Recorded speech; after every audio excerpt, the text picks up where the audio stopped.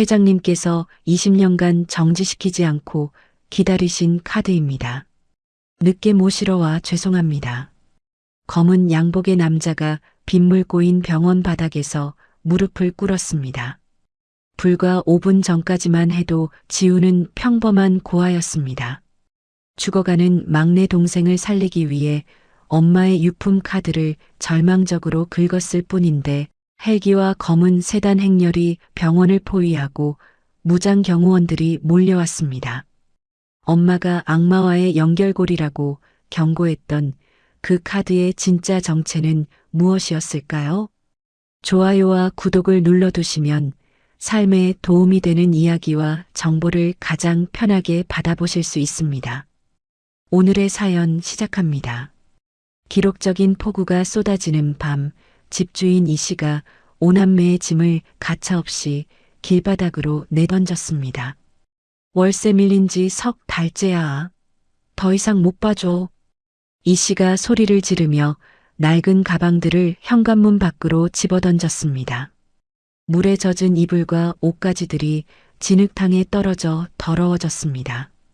아저씨, 제발 하루만 더 기다려주세요. 내일이면 돈을 구해서. 마지 지훈이 무릎을 꿇고 애원했지만 이 씨는 철문을 쾅 닫아버렸습니다.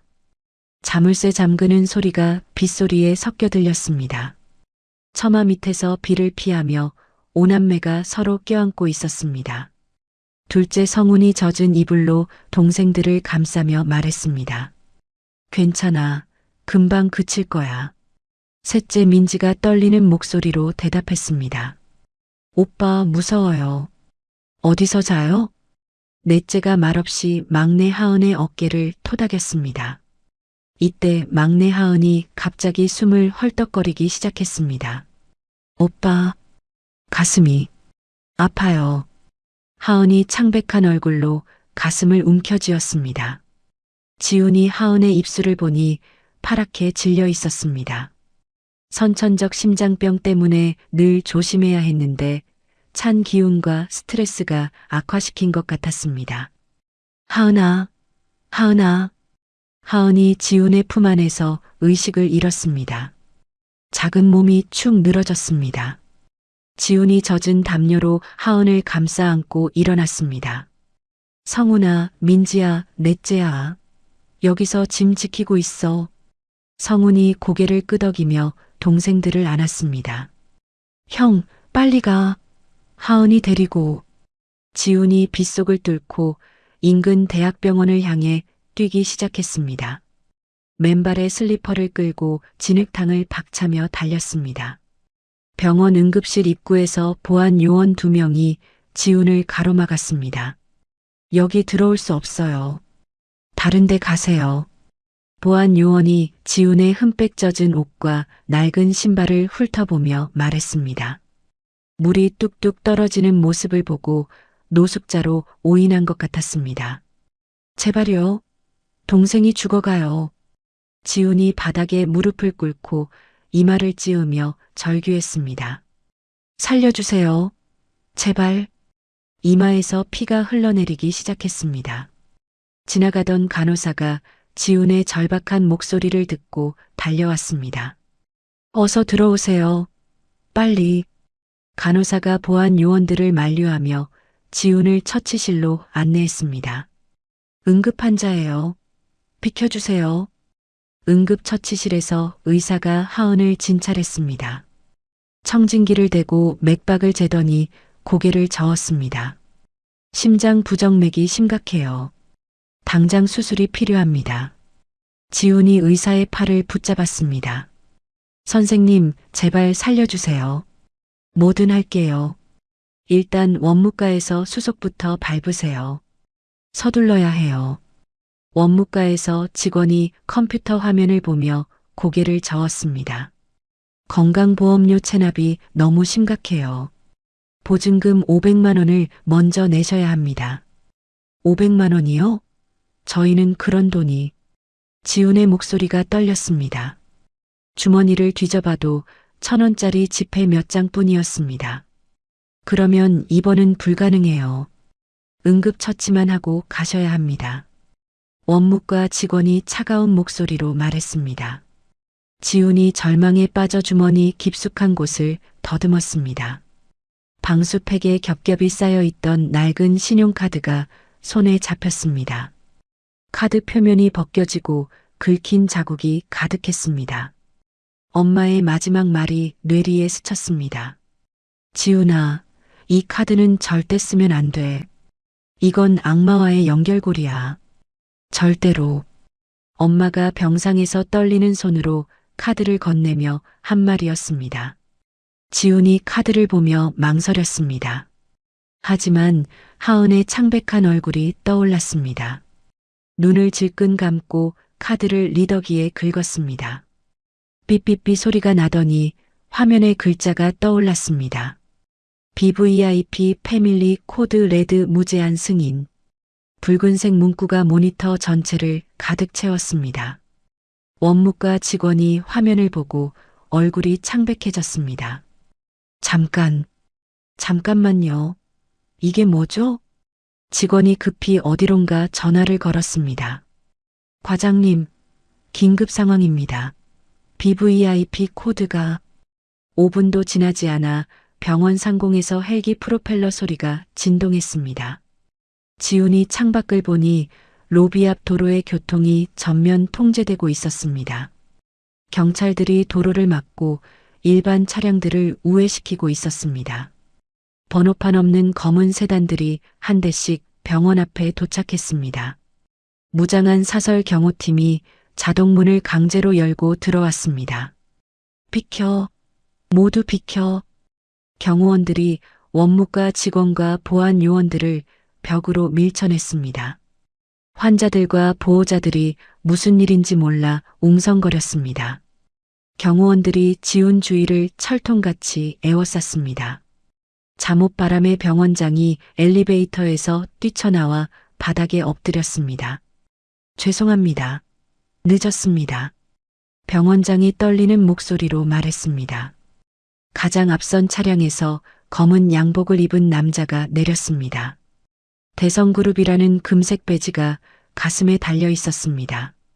비서실장이 지훈의 얼굴을 자세히 살펴보더니 빗물 고인 바닥에 무릎을 꿇었습니다. 회장님께서 20년간 정지시키지 않고 기다리신 카드입니다.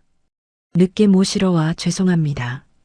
비서실장의 목소리에 경외감이 섞여 있었습니다. 지훈이 겁에 질려 뒤로 물러섰습니다.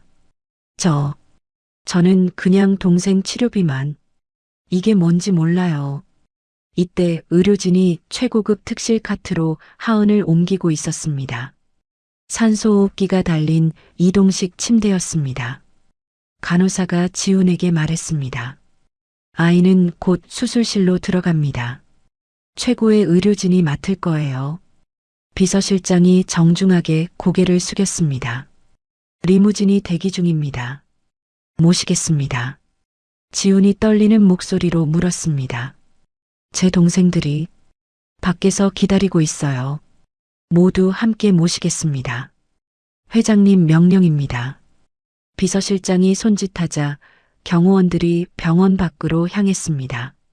오남매를 태운 리무진 행렬이 도심을 벗어나 높은 담장과 전기 철조망으로 요새화된 산 중턱을 향했습니다. 창밖으로 보이는 풍경이 점점 화려해졌습니다. 넷째가 창문에 붙어 밖을 내다보며 중얼거렸습니다. 저기 카메라가 있어. 감시하고 있나 봐. 성훈이 긴장한 목소리로 말했습니다. 형, 여기가 어디야? 우리 왜 여기 와야 해? 지훈이 동생들을 안심시키려 애썼습니다. 괜찮아. 하은이 치료비 때문에 온 거니까. 거대한 철문이 열리고 리무진이 대성그룹 본가 저택으로 들어섰습니다. 정원의 분수대와 조각상들이 조명을 받아 황금빛으로 빛났습니다. 현관 앞에는 수십 명의 고용인들이 도열해 있었습니다. 집사와 메이드들이 정중하게 고개를 숙였습니다. 지훈이 동생들의 손을 꽉 잡았습니다. 거실에 들어서자 휠체어에 앉은 강대성 회장이 기다리고 있었습니다. 강 회장이 차가운 눈빛으로 아이들을 물건 감정하듯 훑어봤습니다. 주름진 얼굴에는 어떤 감정도 읽히지 않았습니다. 이 아이들이 그년의 자식들이군. 강 회장의 목소리가 거실에 차갑게 울렸습니다. 지훈이 앞으로 나서며 말했습니다. 안녕하세요. 저희는 입 닥쳐. 강 회장이 손을 들어 지훈의 말을 막았습니다. 강 회장이 옆에 대기하던 의료진에게 턱짓했습니다. 유전자 검사부터 해. 의사가 검사 도구를 들고 다가왔습니다. 아이들, 입을 벌려보세요. 면봉으로 입안 상피세포를 채취하기 시작했습니다. 민지가 겁에 질려 뒤로 물러섰습니다. 싫어요. 무서워요. 간호사가 억지로 민지의 팔을 잡고 혈액을 채취했습니다. 민지가 울음을 터뜨렸지만 강 회장은 미동조차 하지 않았습니다. 검사 결과가 나올 때까지 기다려. 강 회장이 집사에게 지시했습니다. 식사를 준비해라. 아이들이 화려한 프랑스 요리가 차려진 식탁으로 안내되었습니다. 크리스털 장과 은수저가 번쩍거렸습니다. 하지만 주위에서 감시하는 시선들 때문에 아무도 편하게 먹을 수 없었습니다. 성훈이 배가 고파 빵을 집으려 했습니다. 집사가 다가와 성훈의 손목을 잡았습니다. 포크와 나이프를 사용하셔야 합니다. 천한 습관을 버리셔야 합니다. 성훈의 얼굴이 붉어졌습니다. 천하다고요? 우리가 뭘 잘못했는데요? 조용히 해. 지훈이 성훈을 말렸습니다. 넷째가 창밖을 보며 중얼거렸습니다. 저기 정원사들 이상해. 계속 우리 쪽만 쳐다봐. 민지가 넷째에게 속삭였습니다. 정말 무서워. 넷째가 더 자세히 관찰했습니다. 정원사로 위장한 경호원들이 곳곳에 배치되어 있었습니다. 적외선 감지기도 담장을 따라 설치되어 있었습니다. 이곳이 사실상 탈출 불가능한 감옥임을 직감했습니다. 1시간 후 의사가 검사 결과를 가져왔습니다. 혈연관계 일치율 99.9%입니다. 강 회장이 결과지를 보며 짧게 내뱉었습니다. 피는 못 속이는군. 그리고 집사를 불러 지시했습니다. 아이들을 별채 교육동으로 격리해라. 고용인들이 아이들 뒤에서 수군거리기 시작했습니다. 쫓겨난 그 여자의 자식들이 결국 재산을 노리고 들어왔네. 회장님 마음이 약해지신 게 아닐까? 저런 것들이 대성가의 혈통이라니. 지훈이 주먹을 꽉 쥐었지만 참았습니다. 지훈이 강 회장의 앞으로 다가갔습니다. 회장님, 저희는 돈만 빌리고 나갈게요. 치료비만 갚으면. 강 회장이 코웃음을 쳤습니다. 내 어미가 훔쳐간 기회비용에 비하면 너희 몸값은 푼돈이다. 목소리에 차가운 분노가 섞여 있었습니다. 빚을 갚고 싶으면 내 기준에 맞는 사람이 되어라. 고용인들이 5남매를 별채로 안내했습니다. 각자에게 배정된 방은 최고급 가구로 채워져 있었습니다. 하지만 창문에는 정교한 쇠창살이 덧대어져 있었습니다. 문에는 전자식 잠금 장치가 달려 있었습니다. 밖에서 제어하는 방식이었습니다. 각자 방에서 쉬세요. 메이드가 말했지만 아이들은 움직이지 않았습니다. 민지가 떨리는 목소리로 말했습니다. 우리 같이 있으면 안 돼요? 규칙입니다. 각자 방에서. 성훈이 소리쳤습니다. 싫어요. 우리는 같이 있을 거예요. 결국 아이들은 가장 큰 방에 모여들었습니다. 침대 하나에 서로 엉겨붙어 체온을 나눴습니다. 지훈이 잠든 동생들의 머리를 쓰다듬었습니다. 이 화려한 감옥에서 살아남아야 해. 동생들을 지켜내야 해. 마음속으로 다짐했습니다. 복도 끝 보안실에서 집사가 아이들의 방을 적외선 카메라로 감시하고 있었습니다. 모니터 화면을 누군가에게 실시간으로 전송하고 있었습니다. 네, 모두 한 방에 모여 있습니다. 집사가 전화로 보고했습니다. 내일부터 교육을 시작하겠습니다. 밤이 깊어가며 저택은 고요해졌습니다. 하지만 곳곳에 설치된 감시 카메라의 붉은 불빛이 계속 깜빡였습니다. 지훈이 창밖을 보며 생각했습니다. 엄마, 이 카드가 정말 악마와의 연결고리였나 봐요. 오남매의 새로운 시련이 시작되었습니다. 해외 출장에서 조기 귀국한 그룹 부회장 강진태가 저택에 도착했습니다. 검은 벤틀리에서 내린 강진태의 모습을 보자 고용인들의 분위기가 눈에 띄게 경직되었습니다. 집사들이 허리를 더 깊게 숙이며 인사했습니다. 부회장님, 안녕히 다녀오셨습니까? 강진태가 인자한 미소를 지으며 답했습니다. 수고했어. 아이들은 어디에? 별채 교육동에 계십니다. 공기가 무거워졌습니다. 강진태가 별채로 향하며 선물 상자들을 들고 왔습니다. 최신형 게임기와 명품 브랜드 옷들이 가득 담겨 있었습니다. 얘들아, 삼촌이 왔다.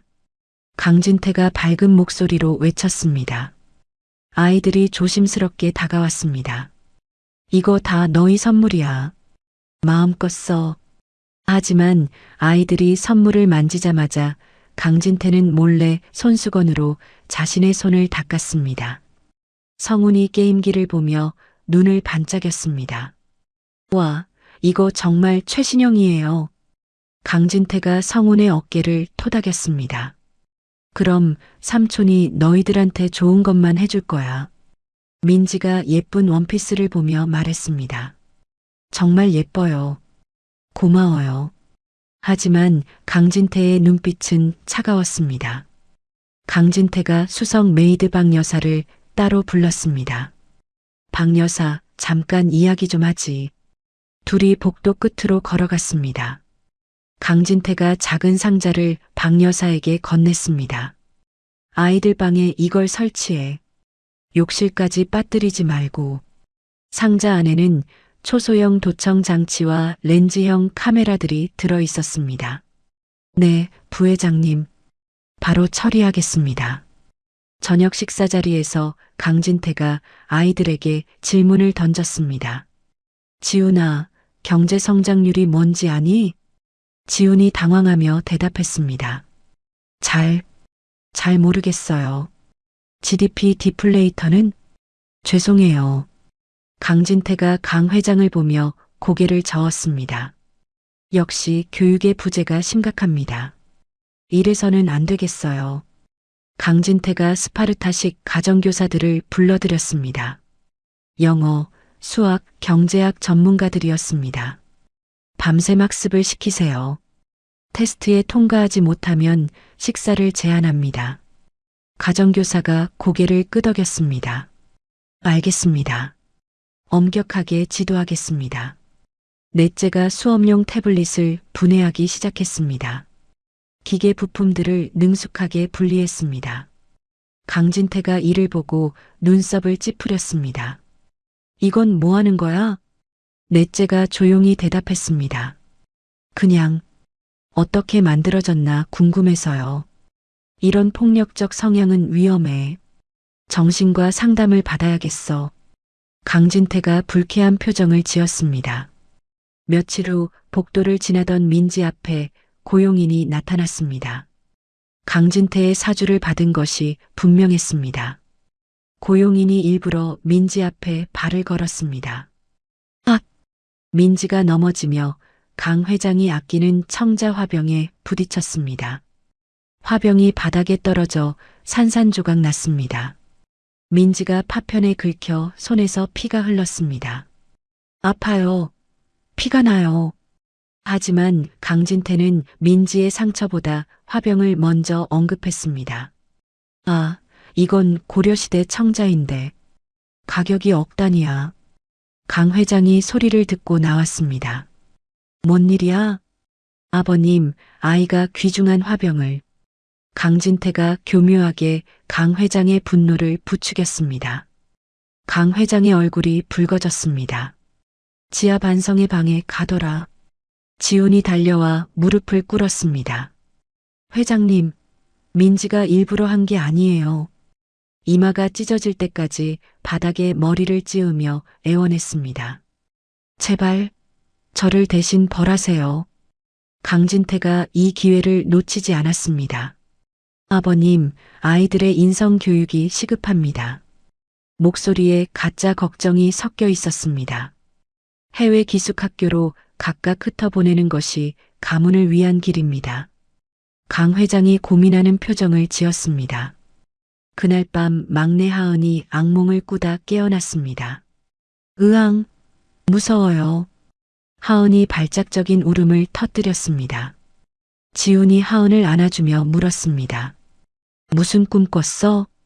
웃는 아저씨가 주사기를 들고 엄마를 쫓아가는 꿈이었어요.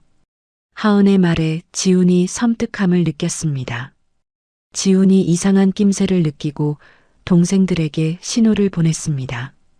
방안을 한번 살펴보자. 넷째가 콘센트 주변을 자세히 살펴보더니 뭔가를 발견했습니다. 형, 여기 이상한 게 있어. 콘센트 안쪽에 초소형 도청 장치와 렌즈가 숨겨져 있었습니다. 성훈이 화를 내려고 했지만 지훈이 입에 검지를 대며 조용히 하라고 신호했습니다. 지훈이 목마름을 핑계로 방에서 나왔습니다. 복도를 조용히 걸어가다가 서재 문틈으로 불빛이 새어나오는 것을 봤습니다. 강진태가 누군가와 통화하고 있었습니다. 누나 때처럼 처리해. 이번엔 쥐새끼들 한 마리도 남기지 말고. 강진태의 목소리가 차갑게 들렸습니다. 창립기념일에 맞춰서 말이야. 지훈이 주먹을 꽉 쥐고 어둠 속으로 몸을 숨겼습니다. 엄마의 죽음이 단순한 병사가 아니었다는 확신이 들었습니다. 그리고 자신들도 똑같은 운명을 맞을 위험에 처했음을 깨달았습니다. 절대 당하고만 있을 수 없어. 지훈의 눈빛이 결연해졌습니다. 강제 유학 결정이 임박한 밤, 지훈이 엄마의 유품을 꺼내 만지작거렸습니다. 낡은 곰 인형의 배를 열어보니 녹슨 작은 열쇠가 나왔습니다. 엄마가 마지막까지 품고 있던 것이었습니다. 이 열쇠가 뭘 여는 거지? 지훈이 혼자 중얼거렸습니다. 곰 인형 속에는 작은 쪽지도 함께 들어 있었습니다. 진실은 아버지의 서재라는 글씨가 희미하게 적혀 있었습니다. 정원을 서성이던 지훈에게 정원사 복장을 한 남자가 조심스럽게 접근했습니다. 혹시 한지훈 학생인가요? 남자가 주위를 살피며 작은 목소리로 말했습니다. 지훈이 경계하며 뒤로 물러섰습니다. 누구세요? 저는 김 변호사입니다. 어머님의 옛 후원자였죠. 김 변호사가 호주머니에서 쪽지를 꺼내 건넸습니다. 오늘 밤 자정에 온실에서 만납시다. 민들레는 바람을 타고. 쪽지에 적힌 암호는 엄마만이 알고 있던 것이었습니다. 자정이 가까워지자 넷째가 노트북을 열었습니다. 형, 10분만 시간을 벌어줄게. 넷째의 손가락이 키보드 위에서 빠르게 움직였습니다. 저택 보안 시스템에 침입해 감시 카메라를 루프 상태로 만들었습니다. 지금부터 10분간은 같은 화면이 계속 반복될 거야. 지훈이 고개를 끄덕이며 방을 나섰습니다. 온실은 저택에서 가장 외진 곳에 있었습니다. 김 변호사가 이미 기다리고 있었습니다. 지훈 군, 오느라 고생했어요. 김 변호사의 얼굴에 안타까운 표정이 스쳤습니다. 어머니가 쫓겨난 진짜 이유를 알려드릴게요. 지훈이 숨을 고르며 들었습니다. 강진태의 페이퍼 컴퍼니 횡령 증거를 발견했기 때문입니다. 김 변호사가 계속 설명했습니다. 그 증거들이 강 회장 집무실 금고에 있어요. 금고요? 어머니가 몰래 복사해 둔 자료들입니다. 그걸 찾아야 해요. 김 변호사가 지훈의 어깨에 손을 얹었습니다. 하지만 위험해요. 들키면 동생들을 지키려면 해야 해요. 지훈의 목소리에 결의가 담겨 있었습니다. 지훈과 성훈이 환풍구를 통해 서재로 침투했습니다. 넷째가 상황실 모니터를 조작해 경비원들의 눈을 속이고 있었습니다. 서재에는 복잡한 레이저 센서가 설치되어 있었습니다. 붉은 빗줄기들이 방 안을 그물처럼 가로지르고 있었습니다. 지훈이 엄마의 기억을 떠올렸습니다. 어릴 적 엄마가 가르쳐준 발레 동작들이었습니다. 하나, 둘, 셋. 지훈이 마치 춤을 추듯 레이저를 피해갔습니다. 엄마가 몰래 센서를 피하는 방법을 춤으로 가르쳐줬던 것이었습니다. 성훈이 감탄하며 따라했습니다. 형, 정말 신기해. 곰 인형 속 열쇠로 금고를 열자 문이 열렸습니다. 금고 안에서 엄마의 친필 일기장이 나왔습니다. 강진태의 이중장부 원본 파일이 담긴 USB도 함께 있었습니다. 일기장을 펼쳐보니 엄마의 슬픈 마음이 그대로 적혀 있었습니다. 아버지, 진태 오빠가 회사 돈을 빼돌리고 있어요. 하지만 아무도 믿어주지 않네요. 아버지가 저를 미워하신다면 괜찮아요. 하지만 진실은 밝혀져야 해요. 지훈이 서재 책장 뒤편에 넛제가 개조한 초소형 녹화 장치를 설치했습니다. 이제 강진태의 실체를 잡을 수 있어. 성훈이 조바심을 냈습니다. 형, 빨리 나가자. 들킬까봐 무서워. 둘이 조심스럽게 환풍구로 빠져나갔습니다. 김 변호사가 온실에서 기다리고 있었습니다. 지훈이 장부와 일기장을 넘겨줬습니다. 이걸로 강진태를 잡을 수 있나요? 충분합니다. 밖으로 나가서 검찰 내 동기들과 접촉하겠어요. 김 변호사가 자료들을 가방에 넣었습니다. 법적 대응을 준비할게요. 조금만 더 참아요. 지훈이 정원 반대편에서 일부러 소란을 피웠습니다. 화분을 일부러 떨어뜨려 경비원들의 시선을 유도했습니다. 저기 뭔 소리야? 경비원들이 달려오는 사이 김 변호사가 무사히 저택을 빠져나갔습니다. 방으로 돌아온 지훈이 엄마의 일기장을 읽으며 오열했습니다. 강 회장이 딸을 버린 게 아니라 강진태의 이간질에 속았다는 사실이 적혀 있었습니다. 딸을 사랑하지만 표현할 줄 몰라 미안하다는 내용도 있었습니다. 성훈이 지훈의 어깨를 토닥였습니다. 형, 엄마가 억울하게 당한 거구나. 다음 날 아침 녹화된 영상의 결정적인 장면이 담겼습니다. 강진태가 전화를 걸어 누군가에게 지시하는 모습이었습니다. 창립기념일에 노인네 약을 바꿔치기해 심장마비로 위장하도록. 강진태의 목소리가 선명하게 녹음되어 있었습니다. 지훈이 이 영상을 김 변호사에게 암호화 파일로 전송했습니다. 이제 결정적인 순간까지 강진태를 방심시켜야 해. 지훈이 동생들에게 말했습니다. 순한 양처럼 연기하자. 의심받으면 안 돼. 모든 준비가 끝났습니다. 이제 강진태의 정체를 세상에 드러낼 때였습니다. 스트레스와 환경 변화로 인해 하은의 심장 상태가 급격히 악화되었습니다. 아침에 일어나지 못하고 계속 누워만 있었습니다. 하은아, 괜찮아? 민지가 하은의 이마를 만져보니 열이 펄펄 끓었습니다. 갑자기 하은이 의식을 잃고 쓰러졌습니다. 형? 하은이가. 성훈이 소리를 지르며 지훈을 불렀습니다. 저택 내 의료센터가 비상사태에 돌입했습니다. 의사와 간호사들이 급히 달려왔습니다. 맥박이 불규칙해요. 심장 부정맥이 심각합니다. 의료진이 하은을 들것에 옮겨 응급처치를 시작했습니다. 산소 호흡기를 끼우고 링거를 놓았습니다. 당장 수혈이 필요해요. 의사가 혈액형 검사 결과를 보며 고개를 저었습니다. RH 음성 AB형이에요. 희귀 혈액형이라 혈액팩이 부족합니다. 간호사가 다급히 말했습니다. 가족 중에 일치자가 있어야 해요.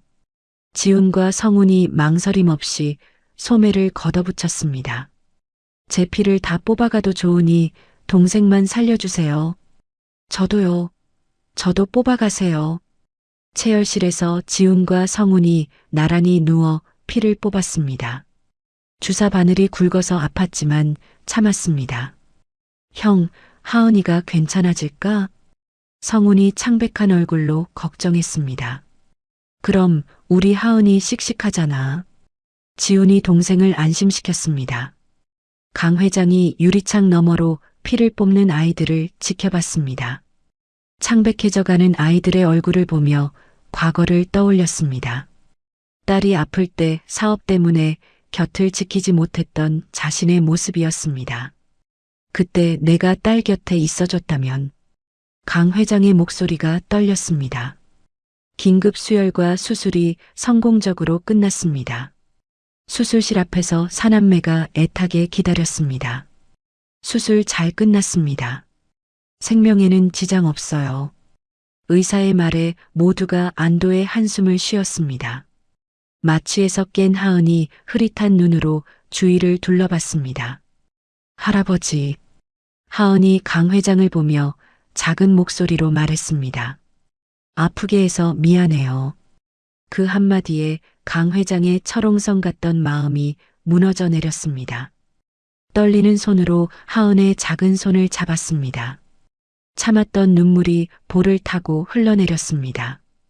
할아버지가 미안하다, 하은아. 며칠 후 하은의 퇴원을 기념해 오남매가 특별한 계획을 세웠습니다. 주방 아줌마들한테 오늘은 쉬라고 하자.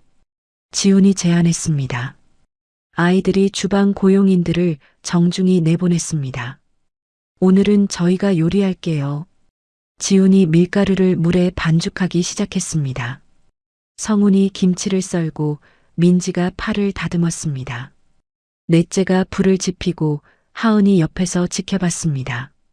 엄마가 해주시던 김치 수제비를 만들어 보자. 냄새가 온 저택에 퍼져나갔습니다.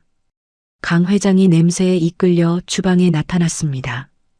이게 무슨 냄새지? 아이들이 깍듯이 인사했습니다. 할아버지, 김치 수제비 끓였어요. 하은이 삐뚤빼뚤한 수제비 한 그릇을 내밀었습니다. 할아버지도 드세요. 강 회장이 머뭇거리다 숟가락을 들었습니다. 수제비 국물을 맛보니 딸이 생전에 끓여주던 그 맛과 똑같았습니다. 목이 메어 한동안 말을 잇지 못했습니다. 이 맛이 정말 똑같네. 눈가가 촉촉해졌습니다. 강 회장이 눈물을 훔치자 하은이 다가왔습니다. 고사리 같은 손으로 할아버지의 눈물을 닦아줬습니다. 할아버지, 울지 마세요. 오남매가 강 회장을 둥글게 감싸 안았습니다. 이 순간 진정한 가족의 온기를 느꼈습니다. 강 회장이 집사를 불러 엄명을 내렸습니다. 오늘부터 아이들은 내 손님이 아니라 내 가족이다. 집사가 깍듯이 고개를 숙였습니다. 예우를 갖춰라. 함부로 대하는 사람은 용서하지 않겠다. 고용인들의 태도가 180도 바뀌었습니다. 이 화기애애한 모습을 문 밖에서 지켜보던 강진태가 있었습니다. 그림자 속에 숨어 상황을 살피고 있었습니다. 자신의 입지가 위태로워졌음을 직감했습니다. 살기 어린 표정으로 주먹을 꽉 쥐었습니다. 이런 식으로는 안 되겠어. 다음 날 강 회장이 변호인단을 비밀리에 소집했습니다. 유언장을 수정하고 오남매를 정식 호적에 올리는 절차를 시작했습니다. 모든 준비를 서둘러라.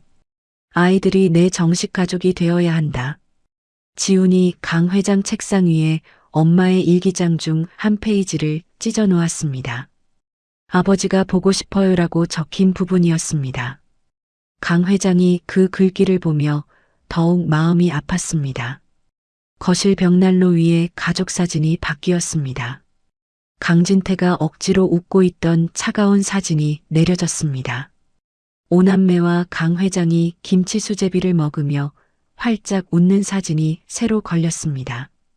진짜 가족이 된 순간이었습니다. 대성그룹 창립 50주년 기념식장에 수백 명의 귀빈들이 모여들었습니다. 강 회장이 오남매의 손을 잡고 단상에 올랐습니다.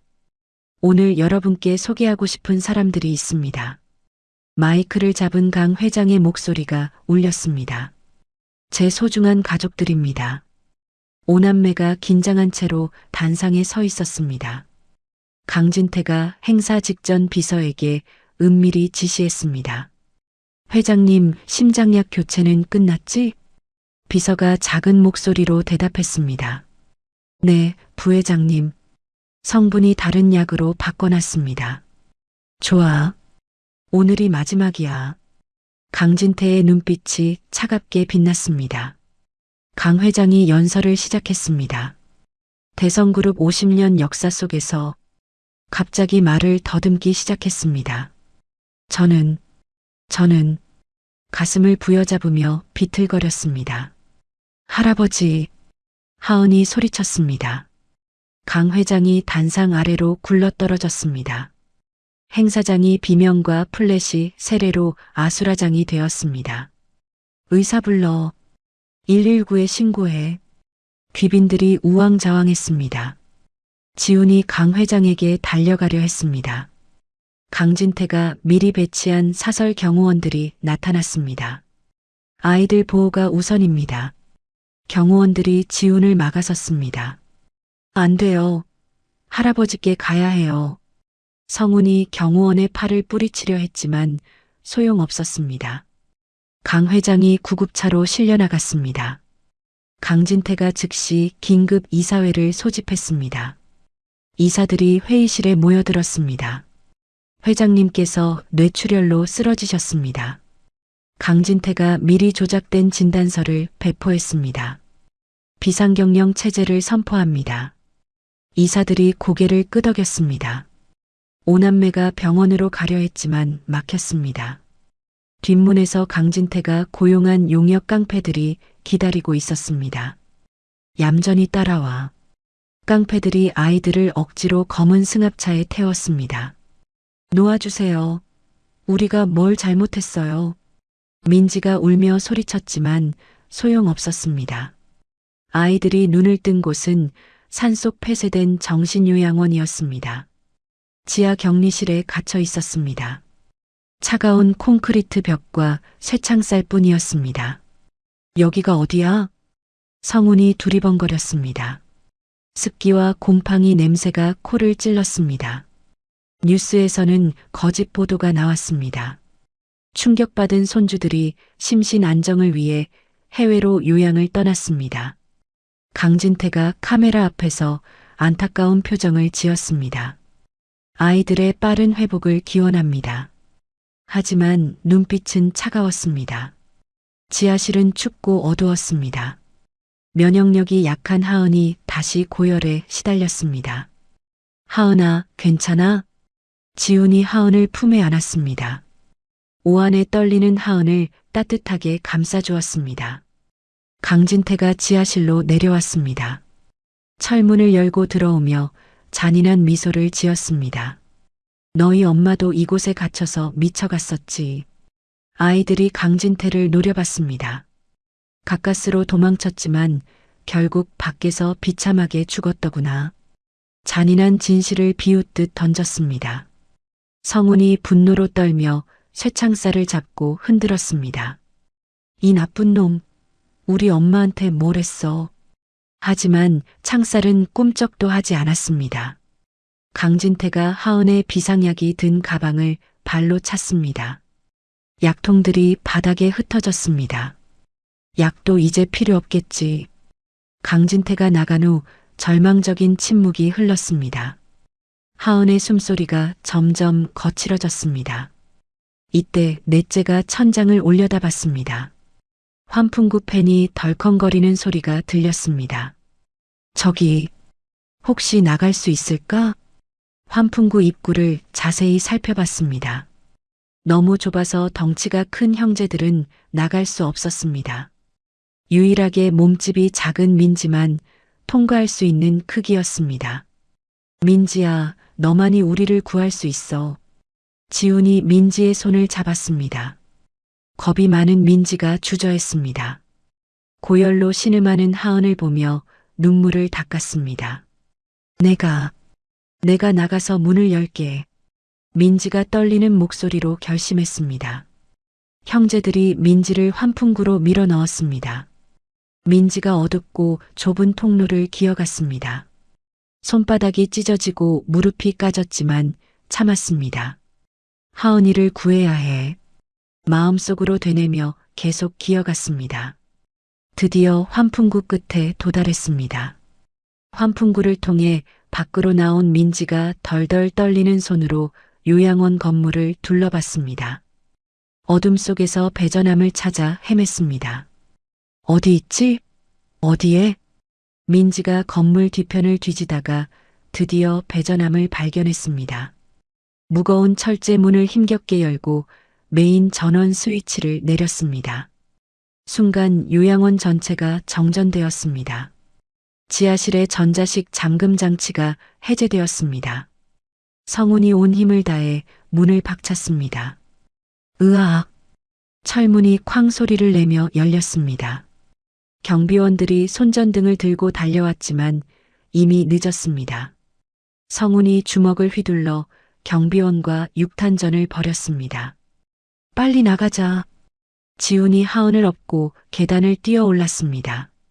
민지가 밖에서 기다리고 있었습니다. 오빠들, 여기에요. 오남매가 모두 합류해 요양원을 벗어났습니다. 뒤에서 사냥개 짖는 소리와 추격대의 외침이 들렸습니다. 맨발로 산비탈을 미끄러지듯 내려갔습니다. 가시덤불에 긁혀 상처투성이가 되었지만 멈추지 않았습니다. 손전등 불빛이 뒤에서 쫓아왔습니다. 저기다. 놓치지 마.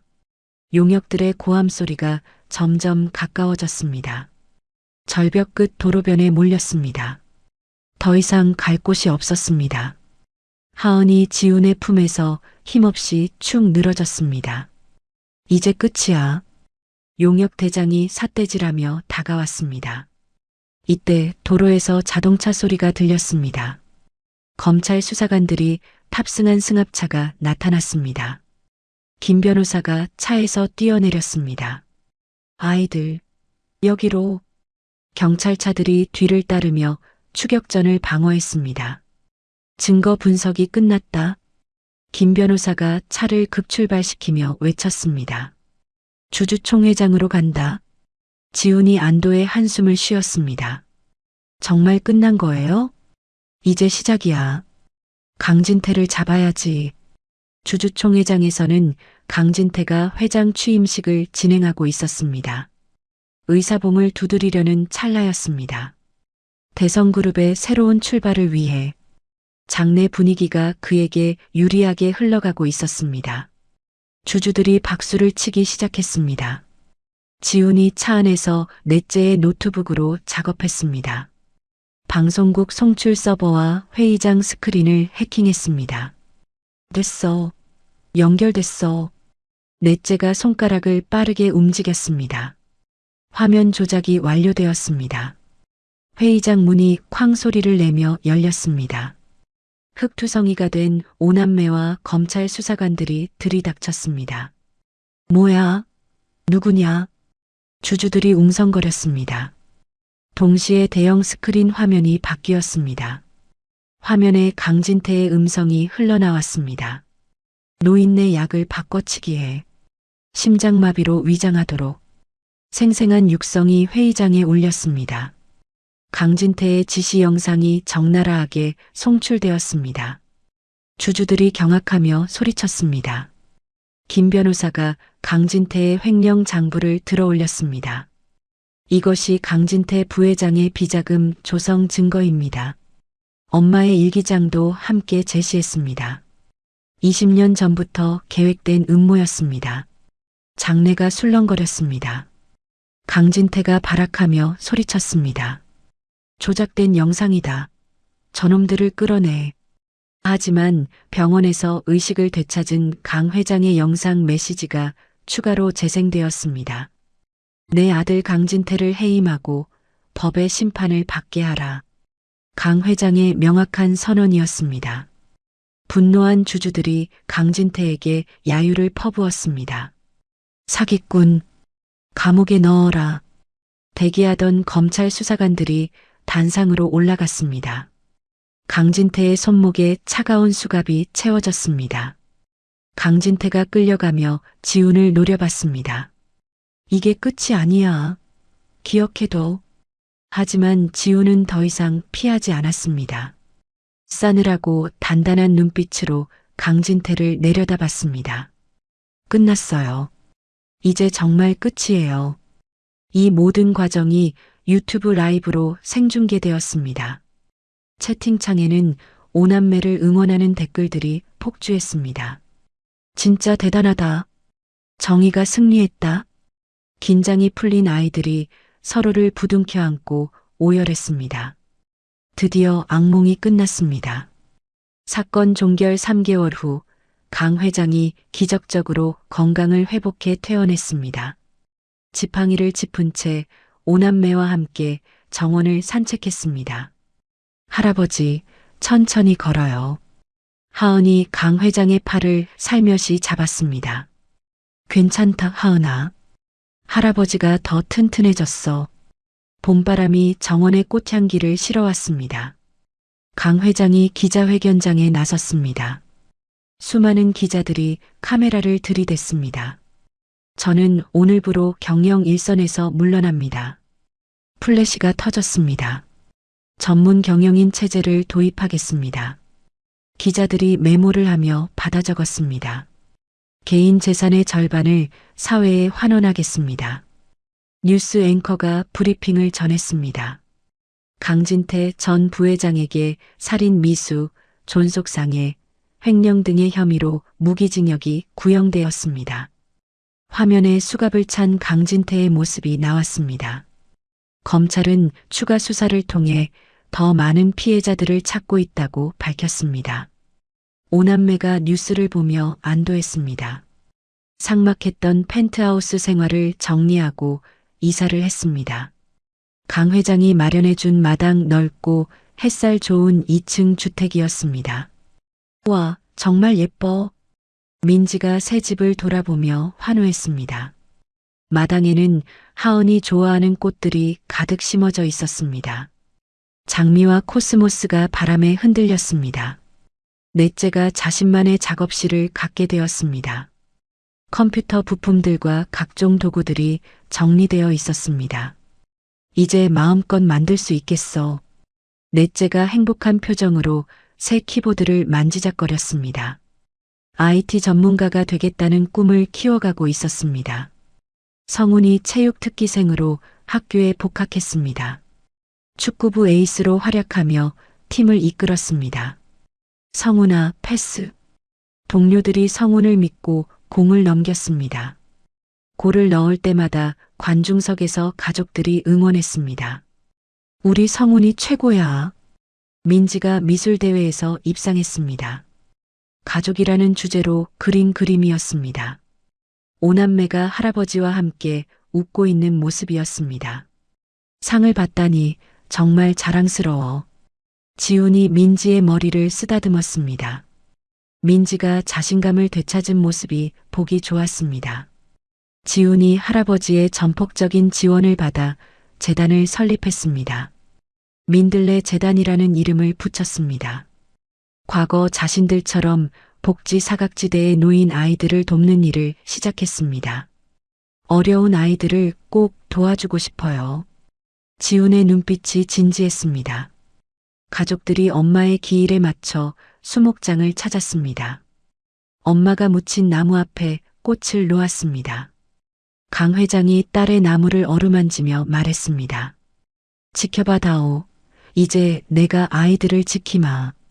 목소리에 다짐이 담겼습니다. 김 변호사가 재단의 상임 이사가 되었습니다. 가족들의 법적 보호자이자 삼촌 같은 존재로 곁에 남았습니다. 앞으로도 계속 도와드릴게요. 김 변호사가 따뜻하게 미소 지었습니다. 진짜 가족이 하나 더 늘어난 기분이었습니다. 주말을 맞아온 가족이 캠핑을 떠났습니다. 강 회장이 서툰 솜씨로 텐트를 치다 넘어졌습니다. 할아버지, 아이들이 까르르 웃으며 달려가 도왔습니다. 내가 아직 젊은 줄 알았는데 모두가 함께 웃었습니다. 캠핑장에서 고기를 굽고 마시멜로를 구워 먹었습니다. 넷째가 브이로그용 카메라로 가족의 모습을 촬영했습니다. 구독자 여러분, 안녕하세요. 화기애애한 분위기가 카메라에 그대로 담겼습니다. 하은이 밤하늘의 별을 가리키며 외쳤습니다. 엄마가 보고 있나 봐. 모두가 하늘을 올려다보며 미소 지었습니다. 지훈이 카메라를 정면으로 응시하며 말했습니다. 우리는 이제 춥지도 외롭지도 않아요. 진심이 담긴 목소리였습니다. 여러분도 절대 희망을 놓지 마세요. 수많은 구독자들의 따뜻한 응원 댓글이 화면에 떠올랐습니다. 힘내세요. 행복하세요. 감동받았어요. 구독과 좋아요, 알림과 함께 영상이 마무리되었습니다. 에필로그 자막이 떠올랐습니다. 가족은 핏줄이 아닌 사랑으로 완성된다. 오남매와 할아버지의 행복한 뒷모습 위로 이야기가 막을 내렸습니다. 새로운 시작이었습니다. 오남매의 이야기는 이렇게 해피엔딩으로 막을 내렸습니다. 가족이란 피로 연결된 관계가 아니라 서로를 아끼고 보듬어주는 마음으로 완성된다는 것을 보여준 감동적인 여정이었습니다. 죽은 엄마가 남긴 금지된 카드는 처음엔 저주처럼 보였지만 결국 아이들에게 진짜 가족을 찾아주는 축복이 되었습니다. 강진태라는 악역이 있었기에 더욱 빛났던 강 회장과 오남매의 사랑, 그리고 서로를 지키기 위해 목숨을 걸었던 형제들의 우애가 마음을 따뜻하게 만들었습니다. 세상 모든 가족이 이들처럼 서로를 이해하고 품어줄 수 있다면 얼마나 좋을까요? 때로는 혈육보다 더 소중한 인연들이 우리 곁에 있다는 것을, 그리고 절망적인 상황에서도 포기하지 않으면 반드시 희망을 찾을 수 있다는 것을 이 이야기가 전해주는 것 같습니다. 이야기를 끝까지 들어주신 분이 계시다면 잘 들었다고 댓글 하나만 남겨주세요. 감사합니다. 장사 방해하지 말고 나가. 25년 만에 마주친 전처의 차가운 말에 거대 기업 회장이 말문이 막혔습니다. 1조 원 프로젝트를 가로막는 마지막 장애물은 고작 허름한 분식집이었습니다.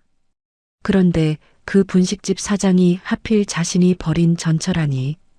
더 충격적인 건 그녀 곁에 서 있는 쌍둥이 남매였습니다. 저들이 설마. 회장의 눈빛이 흔들리기 시작했습니다. 25년 전 숨겨진 진실이 드러나는 순간 모든 것이 뒤바뀝니다. 좋아요와 구독을 눌러두시면 삶에 도움이 되는 이야기와 정보를 가장 편하게 받아보실 수 있습니다. 오늘의 사연 시작합니다. 강민호가 차창 밖으로 내다보았습니다. 검은색 벤츠가 먼지 날리는 골목길로 들어서자 양옆에 빼곡히 들어선 낡은 건물들이 위압적으로 다가왔습니다. 세월의 때가 묻은 벽돌과 녹슨 철문들이 마치 자신을 거부하는 것 같았습니다. 회장님, 저희가 먼저 들어가서 상황을 정리하고 오겠습니다. 운전석 옆에 앉은 김 전무가 백미러로 민호를 바라보며 조심스럽게 말했습니다. 아니야. 내가 직접 가야 해. 민호가 넥타이를 매만지며 단호하게 대답했습니다. 25년간 쌓아올린 사업 인생의 마지막 퍼즐 조각을 맞추러 가는 길이었습니다. 이 골목만 정리하면 자신의 인생 역작인 로얄 더 팰리스 리조트가 완성됩니다. 차가 골목 입구에 멈추자 철거민들이 우르르 몰려들었습니다. 할머니부터 젊은 아저씨까지 수십 명이 차를 에워쌌습니다. 재개발 반대. 우리 터전을 빼앗지 마라. 이 동리가 우리 삶의 터전이야. 돈으로 모든 걸 해결할 수 있다고 생각하지 마. 한 아주머니가 날계란을 높이 들어 올렸습니다. 분노에 찬 얼굴로 차를 향해 던지려 했습니다. 하지만 어디선가 나타난 경호원들이 순식간에 그녀의 팔을 잡아 제지했습니다. 나요. 놔달라고요. 우리가 뭘 잘못했다고. 아주머니가 발버둥을 쳤지만 소용없었습니다. 경호원들은 표정 하나 바꾸지 않고 사람들을 밀어냈습니다. 민호가 차 문을 열고 천천히 내렸습니다. 이탈리아산 수제 구두가 흙바닥을 밟는 순간 정적이 흘렀습니다. 수백만 원짜리 정장 바지 끝자락에 먼지가 묻었지만 신경 쓰지 않았습니다. 사람들이 웅성거렸습니다. 저 사람이 태성그룹 회장이야? TV에서 본 것보다 더 차갑게 생겼네. 우리 동네를 망치려는 악마 같은 놈이군. 민호가 골목 안쪽으로 걸어가기 시작했습니다. 양옆으로 수행원들이 줄을 서서 따라왔습니다. 건물 하나하나를 둘러보며 걸었습니다. 대부분 철거가 끝나 텅 빈 상태였습니다. 창문은 깨지고 문은 떨어져 나가 폐허가 된 집들만 남아 있었습니다. 유일하게 남은 건물은 골목 끝에 있는 2층짜리 낡은 상가뿐이었습니다. 빨간 벽돌에 하얀 페인트를 덧칠한 건물이었는데 곳곳이 벗겨져 흉했습니다. 쌍둥이 분식이라고 적힌 간판이 바람에 삐걱거렸습니다. 페인트가 벗겨지고 기름때가 낀 글씨가 희미하게 보였습니다. 철사로 대충 고정한 간판이 금방이라도 떨어질 것 같았습니다. 저게 마지막 남은 알박기군요. 김 전무가 민호 옆에서 혀를 차며 말했습니다. 보상금을 2배로 올려줘도 안 나간다면서요? 그래. 이상하게 고집이 세더라고. 민호가 간판을 올려다보며 미간을 찌푸렸습니다.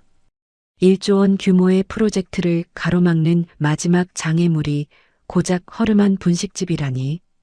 기가 막혔습니다. 들어가자. 민호가 발걸음을 재촉했습니다. 가게 입구에 도착하자 수행원들이 재빨리 양쪽으로 벌어서서 주변을 통제했습니다. 구경하던 동네 사람들이 수군거리며 뒤로 물러섰습니다. 저 사람들 뭐야? 조폭이야? 회장이 직접 왔다니까 얼마나 화가 났을까? 분식집 사장님 괜찮을까? 민호가 삐걱거리는 미닫이문 손잡이를 잡았습니다. 차가운 쇠냄새가 손끝에 전해졌습니다. 25년 만에 느끼는 이상한 떨림이었습니다. 문을 열고 안으로 들어가자 비좁한 공간이 나타났습니다. 4인용 테이블 2개가 전부인 작은 가게였습니다. 벽에는 색바랜 메뉴판이 삐뚤빼뚤 걸려 있었습니다. 한쪽 구석에서는 동네 할아버지가 국수를 후루룩 먹고 있었습니다. 흰 수염에 국물이 묻어 있었지만 맛있게 드시고 있었습니다. 사장님 정말 고맙습니다. 돈도 없는데 또 외상으로 먹여주시고. 할아버지가 주방 쪽을 바라보며 감사 인사를 했습니다. 천만에요 할아버지. 많이 드시고 기운 내세요. 주방에서 따뜻한 여자 목소리가 들려왔습니다. 등을 돌린 채 새우 튀김을 튀기고 있는 여자의 뒷모습이 보였습니다. 기름 냄새와 함께 구수한 육수 향이 가게 안을 가득 채웠습니다.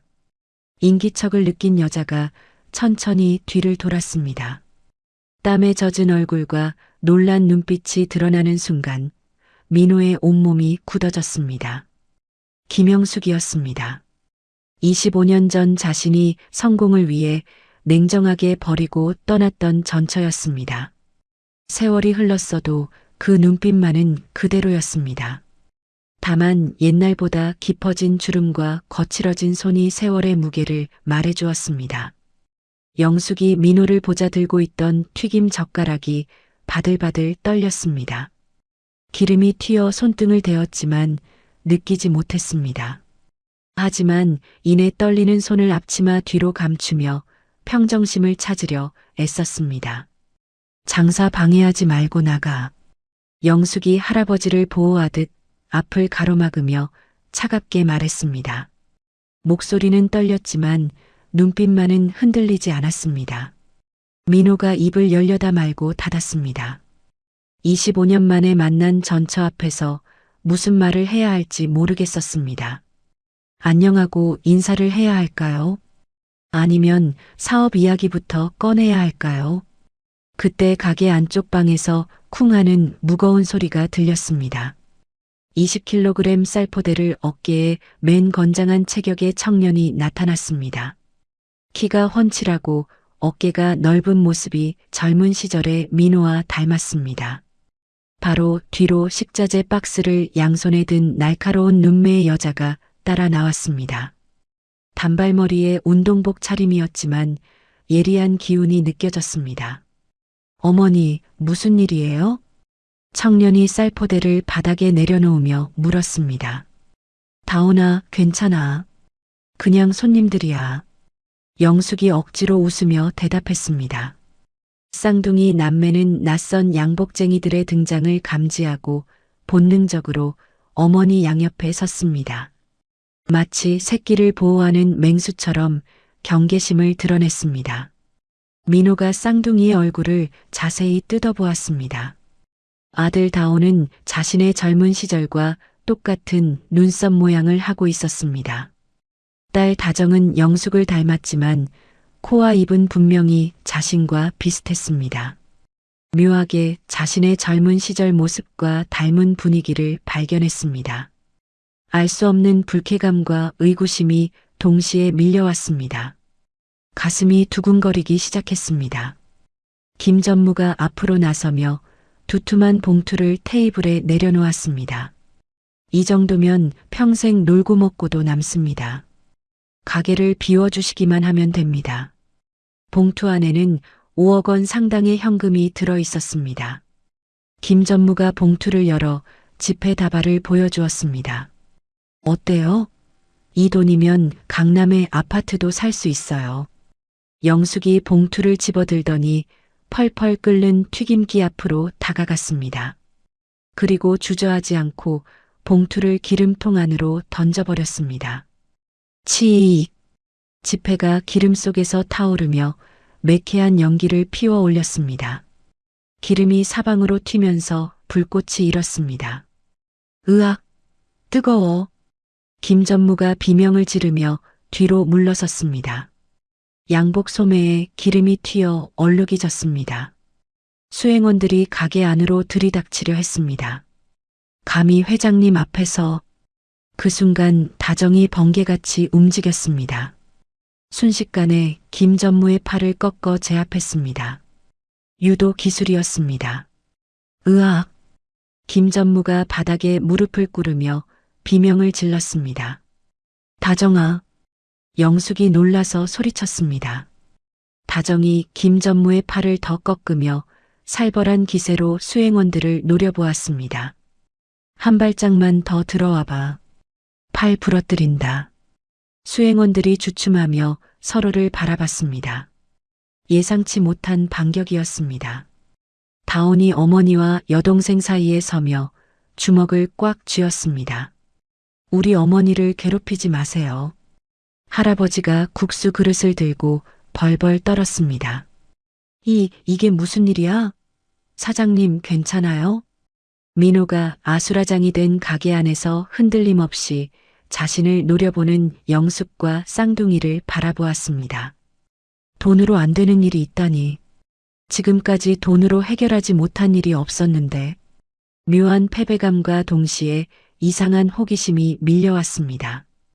특히 쌍둥이를 보고 있으면 가슴이 이상하게 뛰었습니다. 발길을 돌리려는데 등 뒤에서 영숙의 차가운 목소리가 들렸습니다. 25년 만에 와서 하는 일이 고작 이거야?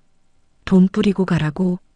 민호가 뒤를 돌아보지 않고 천천히 가게를 나섰습니다. 수행원들이 당황한 채로 뒤따라왔습니다. 차에 올라타면서 창문 너머로 분식집을 다시 한번 바라보았습니다. 유리창 안으로 영숙과 쌍둥이의 실루엣이 보였습니다. 세 사람이 서로 껴안고 있었습니다. 가슴 한편이 무거워졌습니다. 25년 전 버린 것들이 하나씩 떠올랐습니다. 회장님, 어떻게 하시겠습니까? 김 전무가 조심스럽게 물었습니다. 민호가 한참 동안 대답하지 않았습니다. 그저 창밖 분식집만 바라보고 있었습니다. 다음 날 오후 민호가 회장실 책상에 앉아 있었습니다. 50층 높이에서 내려다보는 서울 시내가 한눈에 들어왔습니다. 하지만 마음은 어제 본 그 낡은 분식집에 머물러 있었습니다. 김 전무가 파일을 들고 들어왔습니다. 어제 다정에게 당한 팔에는 아직 붕대가 감겨 있었습니다. 회장님 말씀하신 대로 그 여자 뒷조사를 해봤습니다. 어떻게 나왔나? 민호가 의자를 돌려 김 전무를 바라봤습니다. 이상한 점이 많습니다. 이혼 직후 산부인과 기록이 있어요. 김 전무가 파일을 펼치며 말했습니다. 그때 임신 사실을 숨기고 잠적한 것으로 추정됩니다. 그리고 얼마 후 쌍둥이를 낳았다는 기록이. 민호의 손이 책상 위에서 멈췄습니다. 펜을 잡은 손가락이 하얗게 변했습니다. 확실한가? 네. 아이들 나이도 정확히 24살입니다. 회장님과 이혼하신 시기와 딱 맞아떨어져요. 민호가 책상 서랍을 열었습니다. 깊숙한 곳에서 25년 전 영숙과 찍은 사진을 꺼냈습니다. 반으로 찢어진 사진이었지만 아직도 간직하고 있었습니다. 사진 속 영숙은 환하게 웃고 있었습니다. 젊고 예쁜 모습 그대로였습니다. 민호는 사진을 가슴에 대고 눈을 감았습니다. 내 아이들이란 말인가? 온몸에 전율이 흘렀습니다. 특히 어제 본 다온의 눈썹과 다정의 코가 자꾸 떠올랐습니다. 같은 시각 분식집에는 낯선 사람들이 찾아왔습니다. 정장을 입은 변호사 3명이 가게 문을 열고 들어왔습니다. 김영숙 씨 맞으신가요? 제일 앞서 걷는 변호사가 냉정하게 물었습니다. 네, 그런데 누구세요? 영숙이 앞치마를 매만지며 대답했습니다. 태성그룹 법무팀에서 나왔습니다. 이걸 받으세요. 변호사가 두툼한 서류 뭉치를 테이블에 내려놓았습니다. 강제 집행 예고장과 손해배상 청구서입니다. 15일 안에 퇴거하지 않으면 법적 조치를 취하겠습니다. 손해배상이요? 영숙이 놀라며 서류를 들어 올렸습니다. 재개발 지연으로 인한 피해액이 50억 원입니다. 가게를 비우지 않으면 이 돈을 물어내셔야 합니다. 50억이라는 숫자가 눈에 들어오자 영숙의 다리가 후들거렸습니다. 가게 하나 때문에 50억이라니. 영숙이 아이들이 볼까봐 서류를 급히 앞치마 속에 숨기려 했습니다. 하지만 때마침 학교에서 돌아온 다온이 문을 열고 들어왔습니다. 어머니, 무슨 일이에요? 이분들은 누구세요? 다온이 가방을 내려놓으며 물었습니다. 아무것도 아니야. 그냥, 어머니. 다온이 단호한 목소리로 말하며 영숙의 손에서 서류를 낚아챘습니다. 법대생다운 날카로운 눈으로 서류를 훑어봤습니다. 이게 뭐예요? 강제 집행? 법적으로 아무 문제 없는 조치입니다. 변호사가 어깨를 으쓱하며 말했습니다. 다온이 서류를 자세히 읽기 시작했습니다. 2년 동안 법학을 공부한 실력을 발휘할 때였습니다. 잠깐만요. 이 서류에 문제가 있네요. 무슨 문제 말입니까? 절차적 하자가 있어요. 재개발 협의체 동의서가 없잖아요. 그리고 이 손해배상 근거도 말이 안 되고요. 다온이 서류를 들어 올리며 조목조목 지적하기 시작했습니다. 재개발 보상법 제12조에 의하면 주민동의 없이는 강제 집행이 불가능합니다. 더군다나 손해배상 산정 기준도 불분명해요. 변호사들이 서로 눈치를 보며 당황했습니다.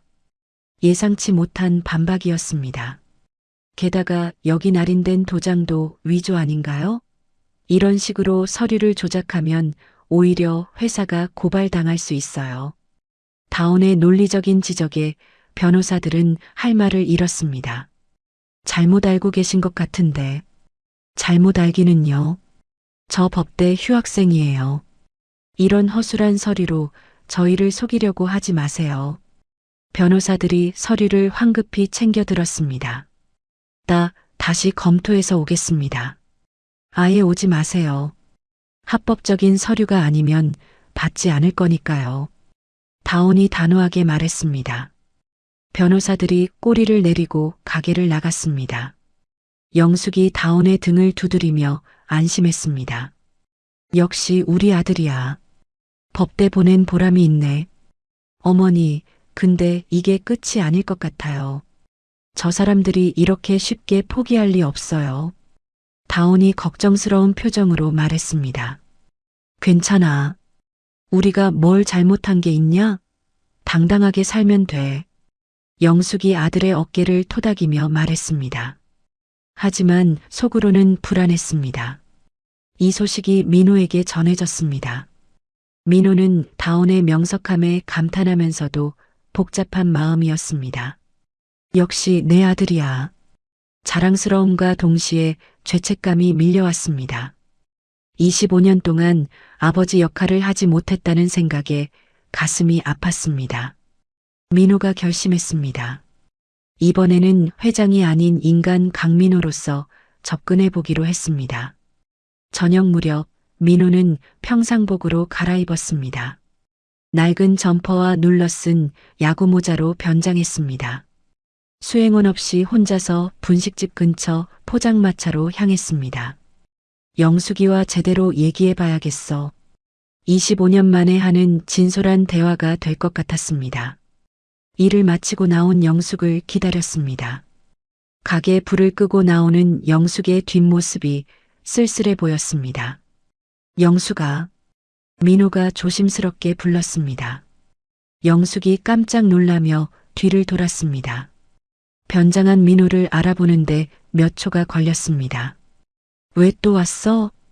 잠깐 얘기 좀 하자. 포장마차에서 민호가 손짓하며 말했습니다. 영숙이 망설이다가 따라왔습니다. 포장마차 주인이 반갑게 맞아줬습니다. 어서 오세요. 뭐 드릴까요? 소주 한 병하고 안주 적당히 주세요. 민호가 자연스럽게 주문했습니다. 둘이 마주 앉아 어색한 분위기가 흘렸습니다. 25년이라는 세월의 무게가 느껴졌습니다. 민호가 백지수표를 꺼내 테이블에 놓았습니다. 원하는 금액 쓰고 가게만 비워줘. 제발. 또 돈 얘기야? 영숙이 실망스러운 표정으로 민호를 바라봤습니다. 돈으로 버린 가족을 돈으로 다시 치우려고? 25년 전에도 그랬고 지금도 그래. 영숙아, 너는 변한 게 하나도 없어. 여전히 돈으로 모든 걸 해결할 수 있다고 생각하지. 그때 포장마차 TV에서 뉴스가 나왔습니다. 태성그룹 재개발 비리 의혹이라는 제목이 화면에 떴습니다. 주변 손님들이 TV를 보며 수군거리기 시작했습니다. 아, 저 회장 맞네. 실제로 보니까 더 인상사남대. 재개발로 서민들 괴롭히는 놈이구만. 민호의 얼굴이 화면에 크게 나오자 사람들이 민호를 알아보기 시작했습니다. 상황이 나빠지고 있었습니다. 설상가상으로 근처를 지나던 동네 불량배 몇 명이 다가왔습니다. 야, 저기 저 노숙자 같은 놈 뭐야? 불량배들이 민호의 초라한 차림새를 보고 비웃었습니다. 노숙자면 저리 꺼져. 여기 우리 구역이야. 제일 덩치 큰 놈이 민호의 멱살을 잡았습니다. 야, 들리지도 않냐? 민호가 화가 났지만 참았습니다. 영숙 앞에서 싸움을 벌일 수는 없었습니다. 그 순간 어디선가 다정과 다온이 나타났습니다. 손 치워. 다정이 차가운 목소리로 말했습니다.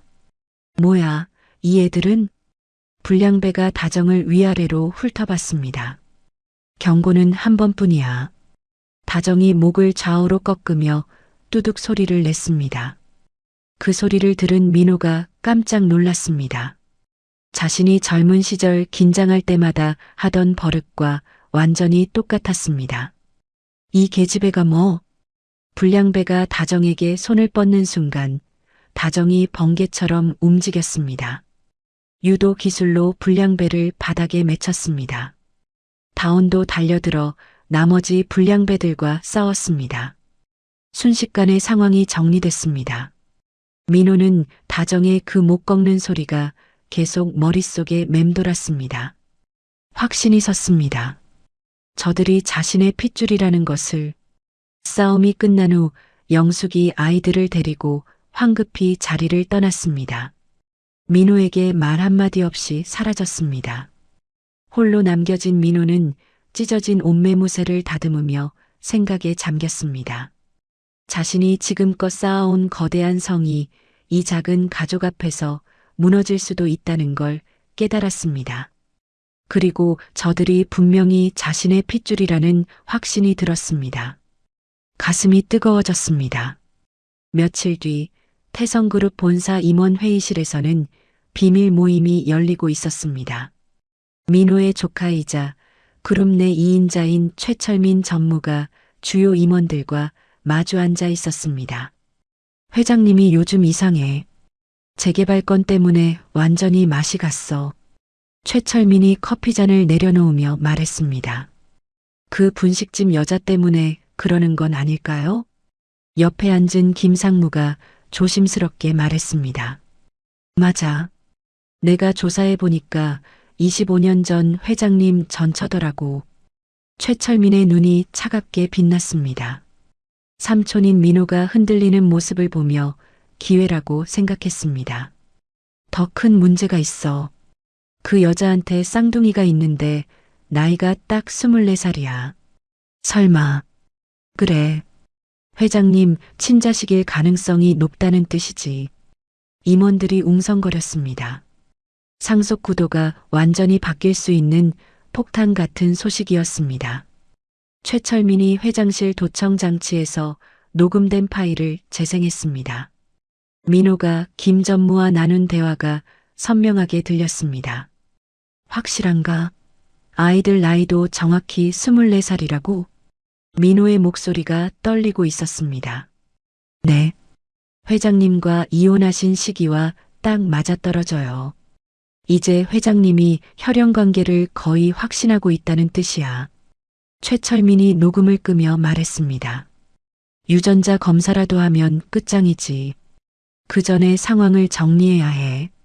최철민은 이미 계획을 세워두고 있었습니다.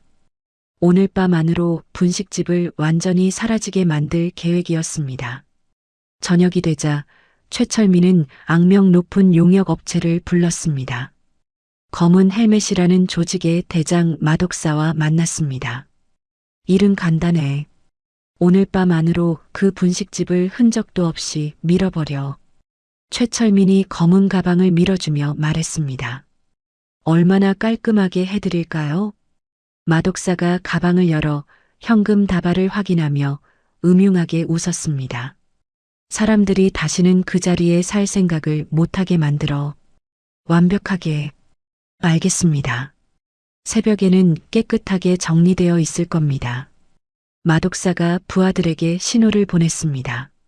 한편 분식집에서는 평화로운 저녁 시간이 흐르고 있었습니다. 영숙이 가게 문을 닫으며 쌍둥이에게 말했습니다. 오늘 일찍 문 닫자. 너희들도 피곤할 테고 어머니도 많이 힘드셨을 텐데요.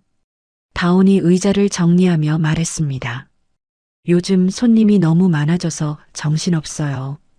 다정이 바닥을 닦으며 웃었습니다. 그래도 장사가 잘 되니까 좋지 않냐? 영숙이 앞치마를 벗으며 만족스러운 표정을 지었습니다. 세 사람이 가게 위층 집에서 저녁을 먹었습니다. 오랜만에 평화로운 가족 시간이었습니다. 어머니, 그런데 그 양복 입은 아저씨 누구예요? 다정이 밥을 먹다가 문득 물었습니다. 포장마차에서 도와준 그 아저씨 말이에요. 영숙의 젓가락이 멈췄습니다. 아이들에게 아버지 얘기를 언제 해야 할지 고민이었습니다. 그냥 옛날에 알던 사람이야. 뭔가 슬퍼 보이던데요. 눈빛이 특별했어요. 다온이 고개를 갸웃하며 말했습니다. 영숙이 대답하지 않고 밥을 먹었습니다. 아이들에게 진실을 말할 때가 왔다는 생각이 들었지만 용기가 나지 않았습니다. 밤 11시 가족들이 모두 잠든 후였습니다. 갑자기 바깥에서 굉음이 울렸습니다. 쾅! 굴착기가 가게 외벽을 들이받는 소리였습니다. 건물 전체가 흔들렸습니다. 뭐야? 다정이 벌떡 일어나 창문으로 달려갔습니다. 어머니, 큰일 났어요. 바깥에는 헬멧을 쓴 수십 명의 용역들이 쇠파이프를 들고 몰려와 있었습니다. 마독사가 확성기를 들고 소리쳤습니다. 나와라. 5분 안에 안 나오면 부숴버린다. 어떻게 하지? 영숙이 떨리는 목소리로 말했습니다. 경찰에 신고해요. 다온이 휴대폰을 들었지만 전화가 먹통이었습니다. 전화선을 끊어놨나 봐요. 그때 굴착기가 다시 벽을 들이받았습니다. 1층 가게 유리창이 산산조각 났습니다. 용역들이 깨진 창문을 통해 가게 안으로 난입하기 시작했습니다. 으악! 영숙이 비명을 지르며 아이들 앞을 막아섰습니다. 나가! 여기서 당장 나가! 마독사가 쇠파이프를 휘두르며 소리쳤습니다. 다정이 계단을 뛰어내려가며 용역 하나에게 유도 기술을 걸었습니다. 하지만 수가 너무 많았습니다. 다온도 의자를 들고 달려들었지만 머리를 가격당해 피를 흘리며 쓰러졌습니다. 다온아! 영숙이 울부짖으며 아들에게 달려갔습니다. 용역 하나가 영숙을 거칠게 밀쳤습니다. 영숙이 벽에 부딪히며 주저앉았습니다. 그때 주방에서 커다란 통이 넘어졌습니다. 펄펄 끓던 고농축 건새우 육수가 바닥에 흘러나왔습니다. 쓰러져 있던 다온의 얼굴과 상처 부위에 뜨거운 육수가 쏟아졌습니다. 으악! 다온이 갑자기 목을 긁기 시작했습니다. 얼굴이 빨갛게 부어오르며 숨을 제대로 쉬지 못했습니다. 다온아, 어떻게 된 거야? 영숙이 아들을 흔들었지만 다온의 상태는 더욱 악화됐습니다. 기도가 막히는 듯한 소리가 났습니다. 바로 그때 빗소리를 뚫고 급브레이크 소리가 들렸습니다. 민호의 차가 가게 앞에 급정거했습니다. 민호가 차에서 뛰어내려 아수라장이 된 가게를 보았습니다. 영숙과 아이들이 바닥에 쓰러져 있었습니다. 당장 멈춰. 민호가 마독사에게 고함쳤습니다. 누구야, 당신? 나는 강민호다. 태성그룹 회장. 마독사가 비웃으며 대답했습니다. 회장님, 조카분의 직접 지시입니다. 방해하지 마세요. 마독사가 굴착기 기사에게 신호를 보냈습니다. 민호가 다온의 상태를 보는 순간 온몸에 소름이 돋았습니다. 자신과 똑같은 새우 알레르기 반응이었습니다. 아나필락시스 쇼크 증상이 분명했습니다. 저놈들을 당장 멈춰 세워. 민호가 강목을 집어들고 용역들에게 달려들었습니다. 양복이 비에 젖었지만 상관없었습니다. 아들을 구해야 한다는 일념뿐이었습니다. 민호는 쏟아지는 빗 속에서 광기 어린 표정으로 용역들에게 달려들었습니다. 70평생 한 번도 해본 적 없는 막싸움이었지만 물러설 수 없었습니다. 아들을 구해야 한다는 절박함이 온몸을 지배했습니다. 감히 내 아들을. 민호가 강목을 휘두르며 용역 하나를 넘어뜨렸습니다. 정장 재킷이 찢어지고 구두가 지늘게 빠졌지만 상관없었습니다. 용역들이 늙은 회장의 기세에 당황하며 주춤했습니다. 예상치 못한 반격이었습니다. 회장님, 위험해요. 뒤늦게 도착한 김 전무가 외쳤습니다. 민호는 용역들을 밀어내고 쓰러진 다온에게 달려갔습니다. 차가워진 아들의 몸을 품에 안고 넥타이를 풀어 기도를 확보했습니다. 다온아, 정신 차려. 다온의 얼굴이 파랗게 변해가고 있었습니다. 호흡이 점점 약해졌습니다. 누구 에피네프린 없어. 구급차 불러. 민호가 절규하듯 소리쳤습니다. 영숙이 피투성이가 된 채 다온 옆으로 기어왔습니다. 민호가 아들의 알레르기 증상을 정확히 파악하고 있음을 보며 깨달았습니다. 그가 드디어 친자임을 확신했다는 것을. 당신이 정말 아이들 아버지구나. 영숙이 떨리는 목소리로 중얼거렸습니다. 민호가 영숙을 돌아보며 고개를 끄덕였습니다. 눈에는 25년간 억눌러온 후회와 죄책감이 가득했습니다. 미안해, 영숙아. 정말 미안해. 그때 민호의 긴급 호출을 받은 태성그룹 경호팀이 현장에 도착했습니다. 검은 차 여러 대에서 체격 좋은 경호원들이 우르르 쏟아져 나왔습니다. 마독사 놈들을 전부 잡아. 민호가 명령하자 경호팀이 압도적인 무력으로 용역들을 진압했습니다. 몇 분 만에 상황이 정리됐습니다. 마독사가 도망치려다 경호원에게 붙잡혔습니다. 회장님, 저는 그냥 돈 받고 일한 것뿐입니다. 닥쳐. 내 아들한테 손댄 죗값은 반드시 치르게 해줄 테니까. 우우. 멀리서 구급차 사이렌 소리가 들려왔습니다. 민호가 다온의 차가운 손을 꽉 잡았습니다. 구급대원들이 들것을 가지고 뛰어왔습니다. 환자 상태가 어떻습니까? 이 환자 심각한 갑각류 알레르기입니다. 아나필락시스 쇼크로 기도 부종이 왔어요. 민호가 정확하게 소견을 전달했습니다. 어떻게 이렇게 정확히 아세요? 저도 같은 알레르기가 있어요. 유전입니다. 구급대원들이 재빨리 다온을 들것에 옮겼습니다. 산소호흡기를 끼우고 응급처치를 시작했습니다. 구급차에 실려가는 다온의 손을 잡은 민호가 영숙에게 물었습니다. 내 아들이지? 빗물과 눈물이 뒤섞인 영숙의 얼굴에 복잡한 감정이 스쳤습니다. 25년간 혼자 짊어진 비밀을 털어놓을 때가 왔습니다. 영숙이 말없이 고개를 끄덕였습니다. 민호의 가슴이 뜨거워졌습니다. 지금까지 성공을 위해 버렸던 모든 것들이 한순간에 무너졌습니다. 병원으로 향하는 구급차 안에서 민호는 다온의 손을 놓지 않았습니다. 의식을 잃은 아들의 얼굴이 어린 시절의 자신과 똑같아 보였습니다. 제발, 제발 살아줘. 응급실 앞 복도에서 민호는 벽에 기대어 주저앉았습니다. 흠뻑 젖은 정장 차림이 초라해 보였지만 신경 쓰지 않았습니다. 성공을 위해 버렸던 가족이 자신의 목숨보다 소중했음을 뒤늦게 깨달았습니다. 영숙과 다정이 병원에 도착했습니다. 다정의 이마에도 상처가 있었지만 오빠 걱정에 치료받는 것도 잊고 있었습니다. 오빠는 괜찮을까요? 다정이 떨리는 목소리로 물었습니다. 괜찮을 거야. 우리 다온이 강하잖아. 영숙이 딸을 끌어안으며 달랬습니다.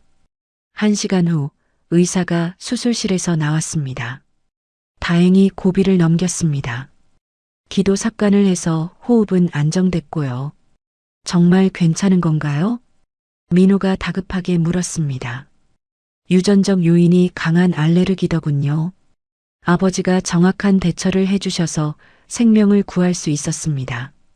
의사의 말에 다정이 민호를 복잡한 표정으로 바라봤습니다.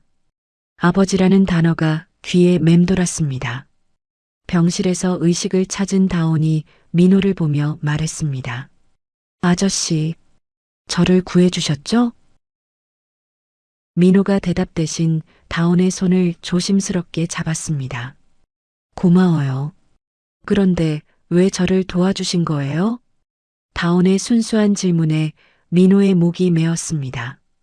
너는 내가 지켜야 할 소중한 사람이니까. 다온이 민호의 온기 어린 눈빛을 보며 묘한 안도감을 느꼈습니다. 처음 보는 사람이지만 낯설지 않았습니다. 복도에서 민호가 최철민에게 전화를 걸었습니다. 내 놈이 시킨 일이지? 삼촌, 무슨 말씀을. 내일 아침까지 내 책상을 비워둬. 이건 회장으로서의 명령이 아니라 아버지로서의 경고다. 민호의 차가운 목소리에 최철민이 당황했습니다. 삼촌, 제가 언제. 증거는 다 있어. 그리고 앞으로 내 가족에게 손 떼면 가만 안 둘 테니까 알아서 해. 전화를 끄는 민호가 자판기에서 캔커피를 뽑고 있었습니다. 영숙이 다가와 옆에 섰습니다. 고마워. 영숙이 처음으로 날 선 태도를 거두고 조용히 말했습니다. 고마울 것 없어. 내가 아버지니까. 민호가 따뜻한 캔커피를 영숙에게 건네며 말했습니다. 영숙이 커피를 받아들며 민호의 거친 손을 잠시 바라봤습니다. 25년 전과는 다른 상처투성이지만 따뜻한 손이었습니다. 이제 내가 다 갚을게. 민호가 나지막이 속삭였습니다. 병실 창문에 비친 자신의 모습을 바라보며 민호는 맹세했습니다. 남은 인생은 이들을 지키는 데 바치겠다고. 25년 만에 되찾은 가족이었습니다. 다음 날 아침 8시 태성그룹 본사 50층 대회의실에 긴급 이사회가 소집됐습니다. 평소보다 일찍 출근한 임원들이 웅성거리며 자리를 찾았습니다. 무슨 일인지 모르는 채로 부랴부랴 달려온 이사들의 얼굴에는 긴장감이 역력했습니다. 민호가 정시에 회의실 문을 열고 들어왔습니다. 어젯밤 병원에서 밤을 새웠지만 눈빛만은 번뜩였습니다. 손에는 두툼한 파일과 노트북을 들고 있었습니다. 좋은 아침입니다. 민호가 차가운 목소리로 인사했습니다. 최철민이 맨 뒷자리에 앉아 있었습니다. 어젯밤 민호의 전화를 받고 잠을 못 이룬 얼굴이었습니다. 양복은 깔끔하게 차려입었지만 손끝이 미세하게 떨렸습니다. 오늘 회의 안건은 단 하나입니다. 민호가 노트북을 켜며 말했습니다. 대형 스크린에 어젯밤 분식집 앞에서 찍힌 CCTV 영상이 재생됐습니다. 최철민이 마독사와 만나 돈가방을 건네는 장면이 선명하게 보였습니다. 회의실이 술렁였습니다. 최철민 전무가 용역 깡패를 동원해 민간인을 폭행하고 회사 명예를 실추시킨 결정적 증거입니다. 민호가 리모컨을 누르며 계속 설명했습니다. 다음 화면에는 마독사의 자백 녹취록이 나왔습니다. 최철민 전무님의 직접 지시였습니다라는 음성이 회의실에 울려 퍼졌습니다. 최철민이 자리에서 벌떡 일어났습니다. 삼촌, 이건 오해입니다. 회사를 위한 일이었어요. 회사를 위해서? 민호가 비웃으며 반문했습니다. 무고한 시민들을 폭행하고 건물을 파괴하는 게 회사를 위한 일이라고? 그 분식집 때문에 1조 원 프로젝트가 망칠 뻔했잖아요. 그래서 내 아들을 죽이려고 했느냐? 민호의 목소리가 차갑게 떨렸습니다. 아들이요? 무슨 25년 전 내가 버린 아이들이야. 네가 죽이려고 한 그 아이들이 내 친자식이라고. 회의실이 조용해졌습니다. 이사들이 서로를 바라보며 웅성거렸습니다. 민호가 단호한 카리스마로 최철민을 바라봤습니다. 최철민 전무 즉시 해임하고 횡령 혐의로 검찰에 고발 조치한다. 삼촌, 이에 있는 분 손들어 보세요. 민호가 이사들을 둘러봤습니다. 아무도 손을 들지 않았습니다. 민호가 곧바로 다음 안건을 발표했습니다. 로얄 더 팰리스 프로젝트는 전면 취소합니다. 이사들이 깜짝 놀라며 수군거렸습니다. 대신 지역 주민과 상생하는 가족문화공원을 조성하겠습니다. 회장님, 그럼 투자금은 어떻게? 내가 개인적으로 책임지겠습니다. 그리고 분식집 일대는 문화재 보존구역으로 지정하겠습니다. 이사회가 끝난 후 민호는 기자회견을 열었습니다. 수십 명의 기자들이 플래시를 터뜨렸습니다. 어제 발생한 용역 폭력 사건에 대해 사과드립니다. 민호가 90도로 허리를 굽혔습니다. 앞으로 태성그룹은 지역사회와 함께 성장하는 기업이 되겠습니다. 며칠 후 다온이 퇴원하는 날이었습니다. 가족들이 엉망이 된 가게로 돌아왔을 때 놀라운 광경이 기다리고 있었습니다. 민호가 작업복에 안전모를 쓰고 인부들과 함께 가게를 수리하고 있었습니다. 깨진 유리창은 새 것으로 교체되고 페인트도 말끔히 다시 칠해져 있었습니다. 이게 뭐예요? 영숙이 놀라며 물었습니다. 가게 리모델링 해줬어.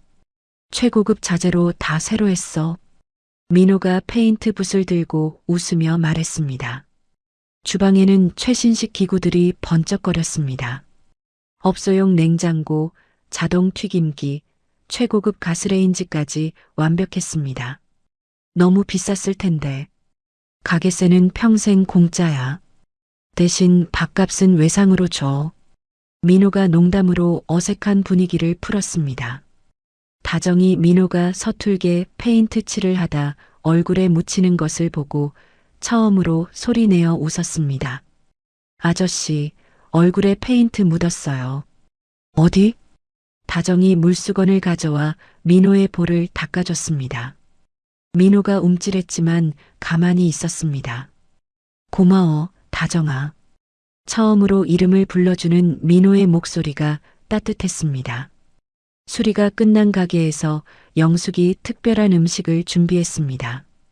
25년 전 민호가 가장 좋아했던 매운 떡볶이와 어묵탕이었습니다. 우와, 진짜 맛있겠다. 다온이 침을 삼키며 말했습니다. 네 사람이 처음으로 한 식탁에 둘러앉았습니다. 어색하면서도 따뜻한 분위기였습니다. 다온과 다정이 민호를 아직 아버지라고 부르지는 않았습니다.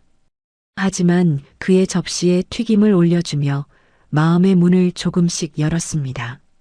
민호가 매운 떡볶이를 먹으며 땀을 뻘뻘 흘렸습니다. 와, 정말 매워. 그런데 왜 이렇게 맛있지? 25년 전 레시피 그대로 만들었거든.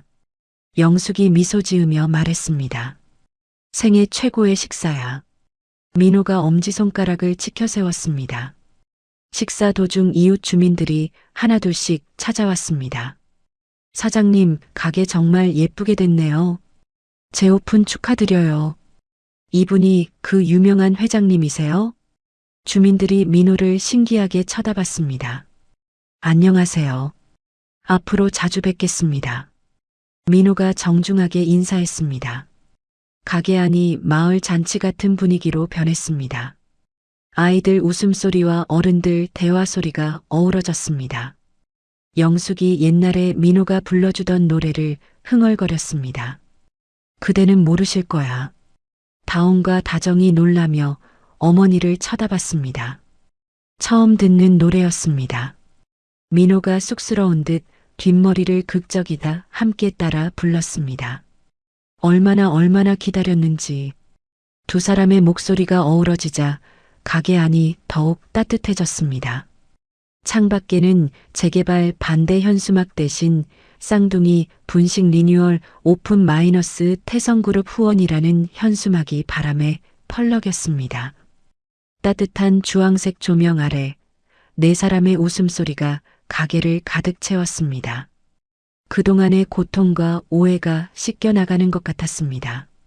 민호가 영숙의 손을 조심스럽게 잡았습니다. 너무 늦게 와서 미안해. 영숙이 그 손을 뿌리치지 않고 따뜻하게 감싸주었습니다. 이제라도 와줘서 고마워. 25년 만에 다시 만난 가족의 첫 번째 저녁이었습니다. 길고 어두웠던 터널의 끝에 드디어 빛이 보였습니다. 그로부터 한 달이 흘렀습니다. 쌍둥이 분식은 민호의 적극적인 홍보와 방송 출연 덕분에 전국적인 맛집으로 입소문이 났습니다. 매일 아침부터 긴 줄이 골목 끝까지 이어졌습니다. 어머니, 오늘도 대박이네요. 다정이 땀을 닦으며 홀을 돌아다녔습니다. 영숙은 주방에서 쉴 틈 없이 떡볶이와 튀김을 만들었습니다. 몰려드는 손님을 감당하느라 밤낮으로 일했습니다. 사장님, 떡볶이 5인분 추가요. 여기 순대도 2개 더 주세요. 주문이 쏟아져 나왔습니다.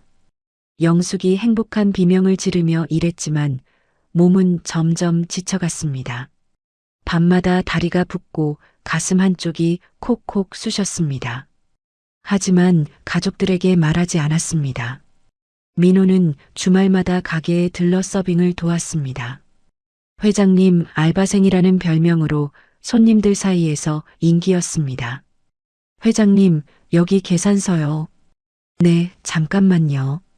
민호가 앞치마를 두르고 부지런히 돌아다녔습니다. 영숙과 티격태격하며 제2의 신혼 같은 설렘을 느꼈습니다. 여보, 그 테이블 정리 좀 해줄래? 알겠어요, 사장님. 두 사람의 대화를 보며 손님들이 흐뭇해했습니다. 하지만 영숙은 가족들 몰래 진통제를 먹는 횟수가 늘어났습니다. 화장실에서 몰래 약을 삼키고 나와서는 아무 일 없다는 듯 웃었습니다. 가끔씩 국자를 떨어뜨릴 정도로 손이 떨렸습니다. 어머니, 괜찮아요? 다정이 걱정스럽게 물었습니다. 괜찮아. 그냥 피곤해서 그래. 영숙이 애써 웃으며 대답했습니다.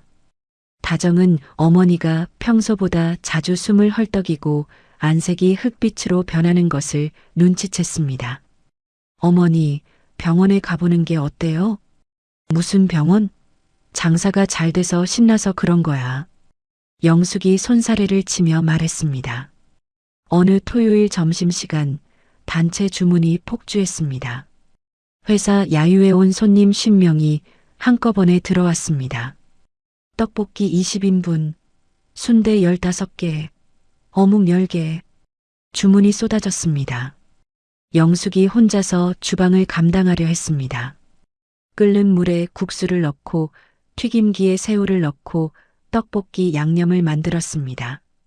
갑자기 시야가 흐려지기 시작했습니다. 세상이 빙글빙글 돌았습니다. 영숙이 중심을 잃고 비틀거렸습니다.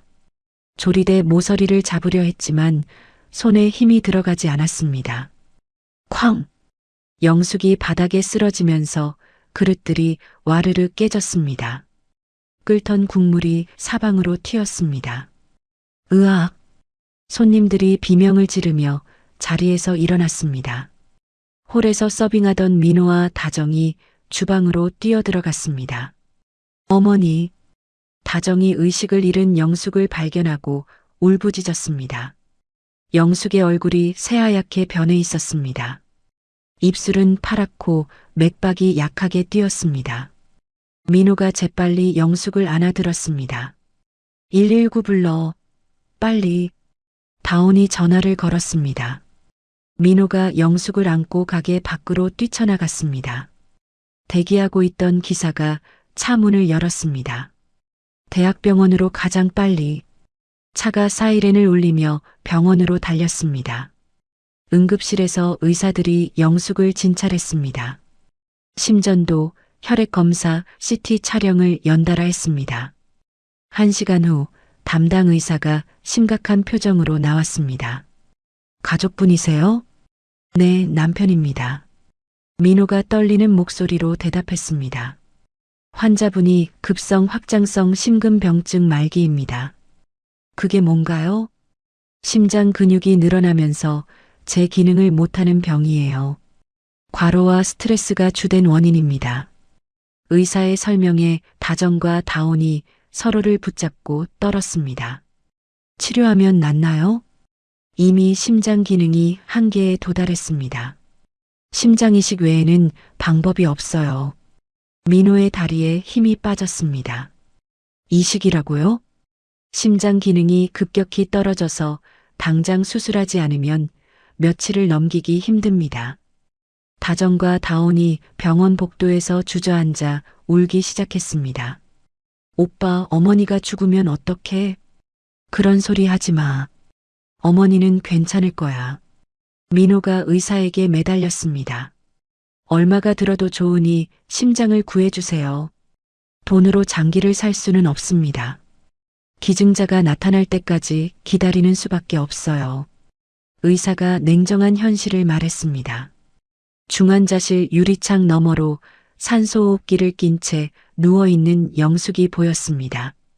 각종 기계에 연결된 모습이 초라해 보였습니다. 민호는 자신의 재력으로도 생명을 살릴 수 없다는 사실에 절망했습니다. 무력감이 온몸을 감쌌습니다. 그때 갑자기 심전도 모니터에서 경고음이 울렸습니다. 삐. 코드 블루. 코드 블루. 병동 전체에 응급 상황 알림이 울려 퍼졌습니다. 영숙의 심장이 멈춘 것이었습니다. 의료진이 중환자실로 뛰어들어갔습니다. 심폐소생술을 시작하는 긴박한 상황이 유리창 너머로 보였습니다. 민호가 병원장실 문을 박차고 들어갔습니다. 제발 숨만이라도 붙여놔 달라고요. 민호가 병원장에게 매달렸습니다. 최선을 다하고 있습니다. 조금만 기다려주세요. 병원장이 진땀을 흘리며 대답했습니다. 민호가 즉시 비서실에 연락했습니다. 전 세계 심장 전문의를 찾아봐. 돈은 상관없어. 네, 알겠습니다. 그리고 환자 생명을 연장할 수 있는 최첨단 장비도 당장 구해와. 30분 후 미국에 있던 심장 전문의 스미스 박사에게 연락이 닿았습니다. 박사님, 제발 도와주세요. 전용기 보낼 테니까 한국으로 와주세요. 환자 상태가 어떻습니까? 급성 확장성 심근병증 말기입니다. 심정지까지 왔어요. 알겠습니다. 즉시 출발하겠습니다. 민호가 국내에 몇 대 없는 최신형 에크모 장비를 공수했습니다. 인공심폐장치로 영숙의 생명을 강제로 유지시켰습니다. 쌍둥이는 어머니 짐을 정리하다가 낡은 일기장을 발견했습니다. 다정이 일기장을 펼쳐보며 눈물을 흘렸습니다. 오빠, 이것 봐. 뭔데? 다온이 다정 옆에서 일기를 읽었습니다. 임신인 걸 알았을 때 그의 짐이 되기 싫어서 떠났다. 언젠가 아이 아빠가 돌아오면 따뜻한 밥 한 끼 해주고 싶다. 쌍둥이가 서로 부둥켜 안고 울었습니다. 다온이 이 일기장을 민호에게 보여줬습니다. 민호는 일기장을 끌어안고 3일 밤낮 식음을 전폐했습니다. 영수가 제발 깨어나줘. 민호가 영숙의 손을 잡고 간절히 기도했습니다. 돈으로 안 되는 게 있다면 내 수명이라도 가져가. 제발 영숙이만 살려줘. 다정과 다온이 초췌해진 민호의 등에 담요를 덮어줬습니다. 그들은 민호를 더 이상 원망의 대상이 아닌 함께 아픔을 나누는 가족으로 받아들였습니다. 아버지, 좀 주무세요. 다정이 처음으로 민호를 아버지라고 불렀습니다. 민호의 눈에서 눈물이 흘렀습니다. 사흘째 되는 날 밤 기적이 일어났습니다. 교통사고 뇌사자가 발생했다는 소식이 들려왔습니다. 심장 기증 의사를 밝히신 분이 계십니다. 정말인가요? 조직 적합성 검사를 해봐야 알겠지만 1시간 후 결과가 나왔습니다. 완벽하게 일치합니다. 의사의 말에 민호와 쌍둥이가 서로 부둥켜 안고 울었습니다. 때마침 스미스 박사가 한국에 도착했습니다. 환자를 보여주세요. 스미스 박사가 영숙의 상태를 점검했습니다. 수술이 가능합니다. 하지만 위험률이 50%예요. 그래도 해주세요. 제발. 민호가 간절히 부탁했습니다. 언론에서는 전처를 살리기 위한 재벌 회장의 순애보라는 제목으로 보도했습니다. 전 국민이 영숙의 수술을 응원하기 시작했습니다. 수술실 앞 대기실에서 민호와 쌍둥이가 서로 어깨에 기대어 기다렸습니다. 8시간의 긴 수술이었습니다. 아버지, 괜찮을 거예요. 다온이 민호의 손을 꽉 잡았습니다. 그래. 어머니는 강한 분이야. 다정이 눈물을 닦으며 말했습니다. 수술실 문이 열렸습니다. 스미스 박사가 지친 얼굴로 나왔습니다. 수술이 성공했습니다. 세 사람이 바닥에 주저앉아 엉엉 울었습니다. 정말 기적입니다. 새 심장이 완벽하게 자리 잡았어요. 며칠 후 영숙이 일반 병실로 옮겨졌습니다. 의식을 찾은 영숙이 눈을 떴습니다. 민호가 아이처럼 엉엉 울며 영숙의 얼굴을 어루만졌습니다. 영숙아, 정말 고생했어. 여보. 영숙이 자신 곁을 지킨 민호의 손등에 입을 맞췄습니다. 25년 묵은 애증이 완전히 씻겨내렸습니다. 고생했어요, 여보. 그 말을 들은 민호의 굳어있던 마음이 녹아내렸습니다. 영숙을 품에 안고 놓지 않았습니다. 이제 다시는 떠나지 않을게. 저도 다시는 당신을 보내지 않을 거예요. 다정과 다온이 부모님을 지켜보며 흐뭇해했습니다. 퇴원하는 날 민호가 휠체어를 밀고 나왔습니다. 이제 고생 끝, 행복 시작이야. 병원 로비에는 수술 성공을 축하하는 시민들이 모여 있었습니다. 박수갈채를 받으며 병원 문을 나섰습니다. 회장님, 부인 건강 회복 축하드려요. 정말 감동적이었어요. 시민들의 따뜻한 응원이 이어졌습니다. 차에서 영숙이 민호의 손을 잡았습니다. 당신 덕분에 새 생명을 얻었어요. 우리 모두 덕분이야. 가족이니까. 뒷자리에서 다정과 다온이 부모님을 바라보며 미소 지었습니다. 이제 정말 가족이 됐네요. 다온이 만족스럽게 말했습니다. 앞으로 더 행복하게 살아요. 다정이 밝게 웃었습니다. 25년 만에 완전해진 가족이 집으로 돌아가는 길이었습니다. 하늘에는 무지개가 떠 있었습니다. 1년 후 봄이 찾아왔습니다. 재개발 예정지였던 달동네는 삭막한 아파트 단지 대신 녹지와 문화 공간이 어우러진 영숙 가족 공원으로 탈바꿈했습니다. 벚꽃이 만개한 공원 곳곳에는 시민들이 산책을 즐기고 있었습니다. 공원 한가운데에는 민호가 직접 설계한 3층 건물 쌍둥이 다이닝이 랜드마크처럼 자리 잡고 있었습니다. 현대적이면서도 따뜻한 느낌의 건물이었습니다. 1층은 분식 코너, 2층은 한식당, 3층은 카페로 운영됐습니다. 영숙은 건강을 완전히 회복하여 활기찬 모습으로 주방을 지휘했습니다. 수술 흉터는 남아 있었지만 얼굴에는 생기가 돌았습니다. 다정아, 2층에 떡볶이 5인분 올려보내. 네, 어머니.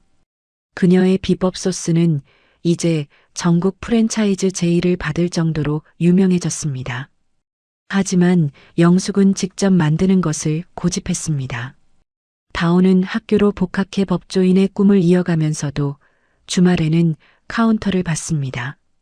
법대 3년생이 된 그는 더욱 의젓해졌습니다. 아버지, 오늘 매출이 800만 원이에요. 우와, 대단한데? 우리 아들 계산 실력이 늘었네.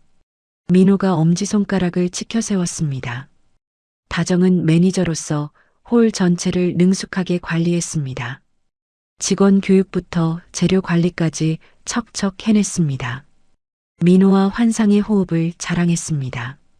아버지, 3층 예약이 다 찼어요. 내일까지 대기가 20팀이나 돼요.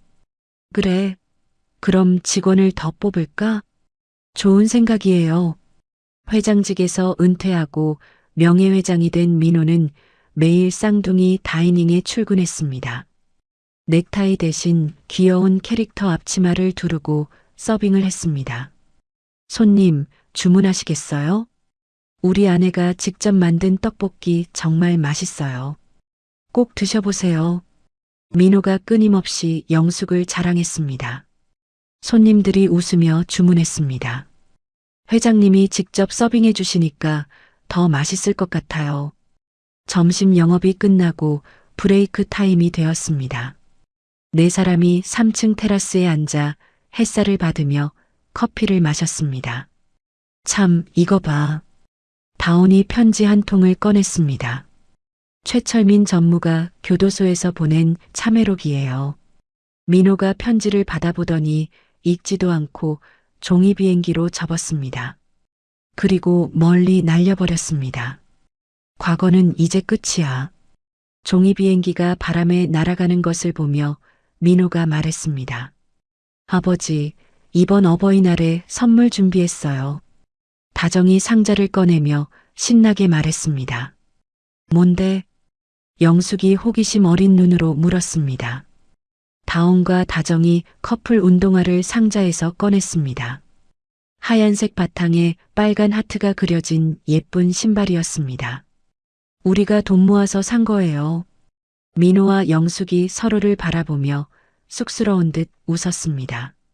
민호가 즉석에서 구두를 벗어 던지고 운동화로 갈아 신었습니다. 그리고 제자리에서 콩콩 뛰는 신용을 했습니다. 어때? 젊어 보이지? 아이들이 배를 잡고 웃었습니다. 주책이다, 정말. 영숙이 핀잔을 줬지만 미소를 감추지 못했습니다. 민호가 영숙의 어깨를 감싸며 말했습니다. 20년 늦은 신혼여행, 이 신발 신고 갈까? 어디로? 제주도? 아니면 유럽? 영숙이 못 이기는 척 고개를 끄덕였습니다. 좋아. 가족여행으로 가자. 정말요? 와. 다온과 다정이 손뼉을 쳤습니다. 네 식구가 가게 문을 잠시 닫고 공원 산책로로 나갔습니다. 벚꽃길을 나란히 걸으며 대화를 나눴습니다. 공원 벤치에는 작은 동판이 붙어 있었습니다. 이곳은 사랑으로 지켜낸 땅입니다라고 적혀 있었습니다. 그 위로 벚꽃잎이 흩날렸습니다. 길을 걷던 민호가 다온과 다정의 어깨에 손을 올렸습니다. 영숙이 그들의 팔짱을 끼며 완벽한 가족의 모습을 만들었습니다. 마침 지나가던 동네 사진사가 그들의 행복한 모습을 카메라에 담았습니다. 정말 보기 좋으시네요.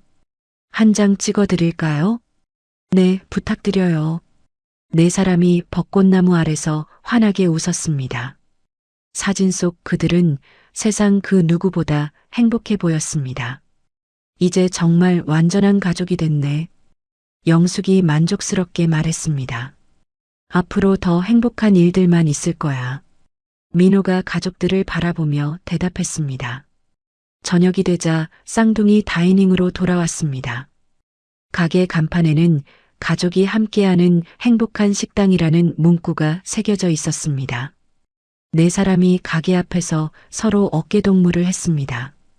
따뜻한 불빛이 새어나오는 가게와 그 위로 펼쳐진 파란 저녁 하늘이 어우러져 아름다운 풍경을 만들었습니다. 이제 진짜 행복하게 살자. 민호의 말에 모두가 고개를 끄덕였습니다. 가게 안에서 들려오는 웃음소리가 공원 전체에 울려 퍼졌습니다. 25년 만에 되찾은 가족의 새로운 시작이었습니다. 카메라가 점점 멀어지며 가게 전체를 비추고 그 너머 별이 반짝이는 하늘까지 보여주며 따뜻한 이야기는 막을 내렸습니다. 사랑으로 지켜낸 가족, 그리고 새로운 희망이 시작되는 곳. 쌍둥이 다이닝에서 행복은 계속될 것입니다. 25년이라는 긴 세월을 뛰어넘어 다시 만난 가족의 이야기 어떠셨나요? 돈과 성공만을 쫓다가 소중한 것들을 잃었던 강민호 회장이 진정한 가족의 의미를 깨닫고 변화하는 모습을 통해 우리는 무엇이 진짜 중요한지 돌아보게 됩니다. 때로는 우리 모두에게도 이런 순간들이 있을지도 모릅니다. 바쁜 일상에 쫓겨 정작 가장 소중한 사람들을 뒷전으로 미루고 있지는 않은지, 성공이라는 이름으로 진짜 행복을 놓치고 있지는 않은지 말이죠. 영숙처럼 묵묵히 가족을 지켜내는 강인함도 다온과 다정처럼 상처받은 마음을 열고 용서할 수 있는 용기도 모두 우리가 배울 수 있는 소중한 가치들입니다. 아무리 늦었다고 생각해도 진심으로 돌아선다면 새로운 시작은 언제나 가능합니다. 가족이라는 끈은 그 어떤 것보다 강하고 따뜻하니까요. 이야기를 끝까지 들어주신 분이 계시다면 잘 들었다고 댓글 하나만 남겨주세요. 감사합니다.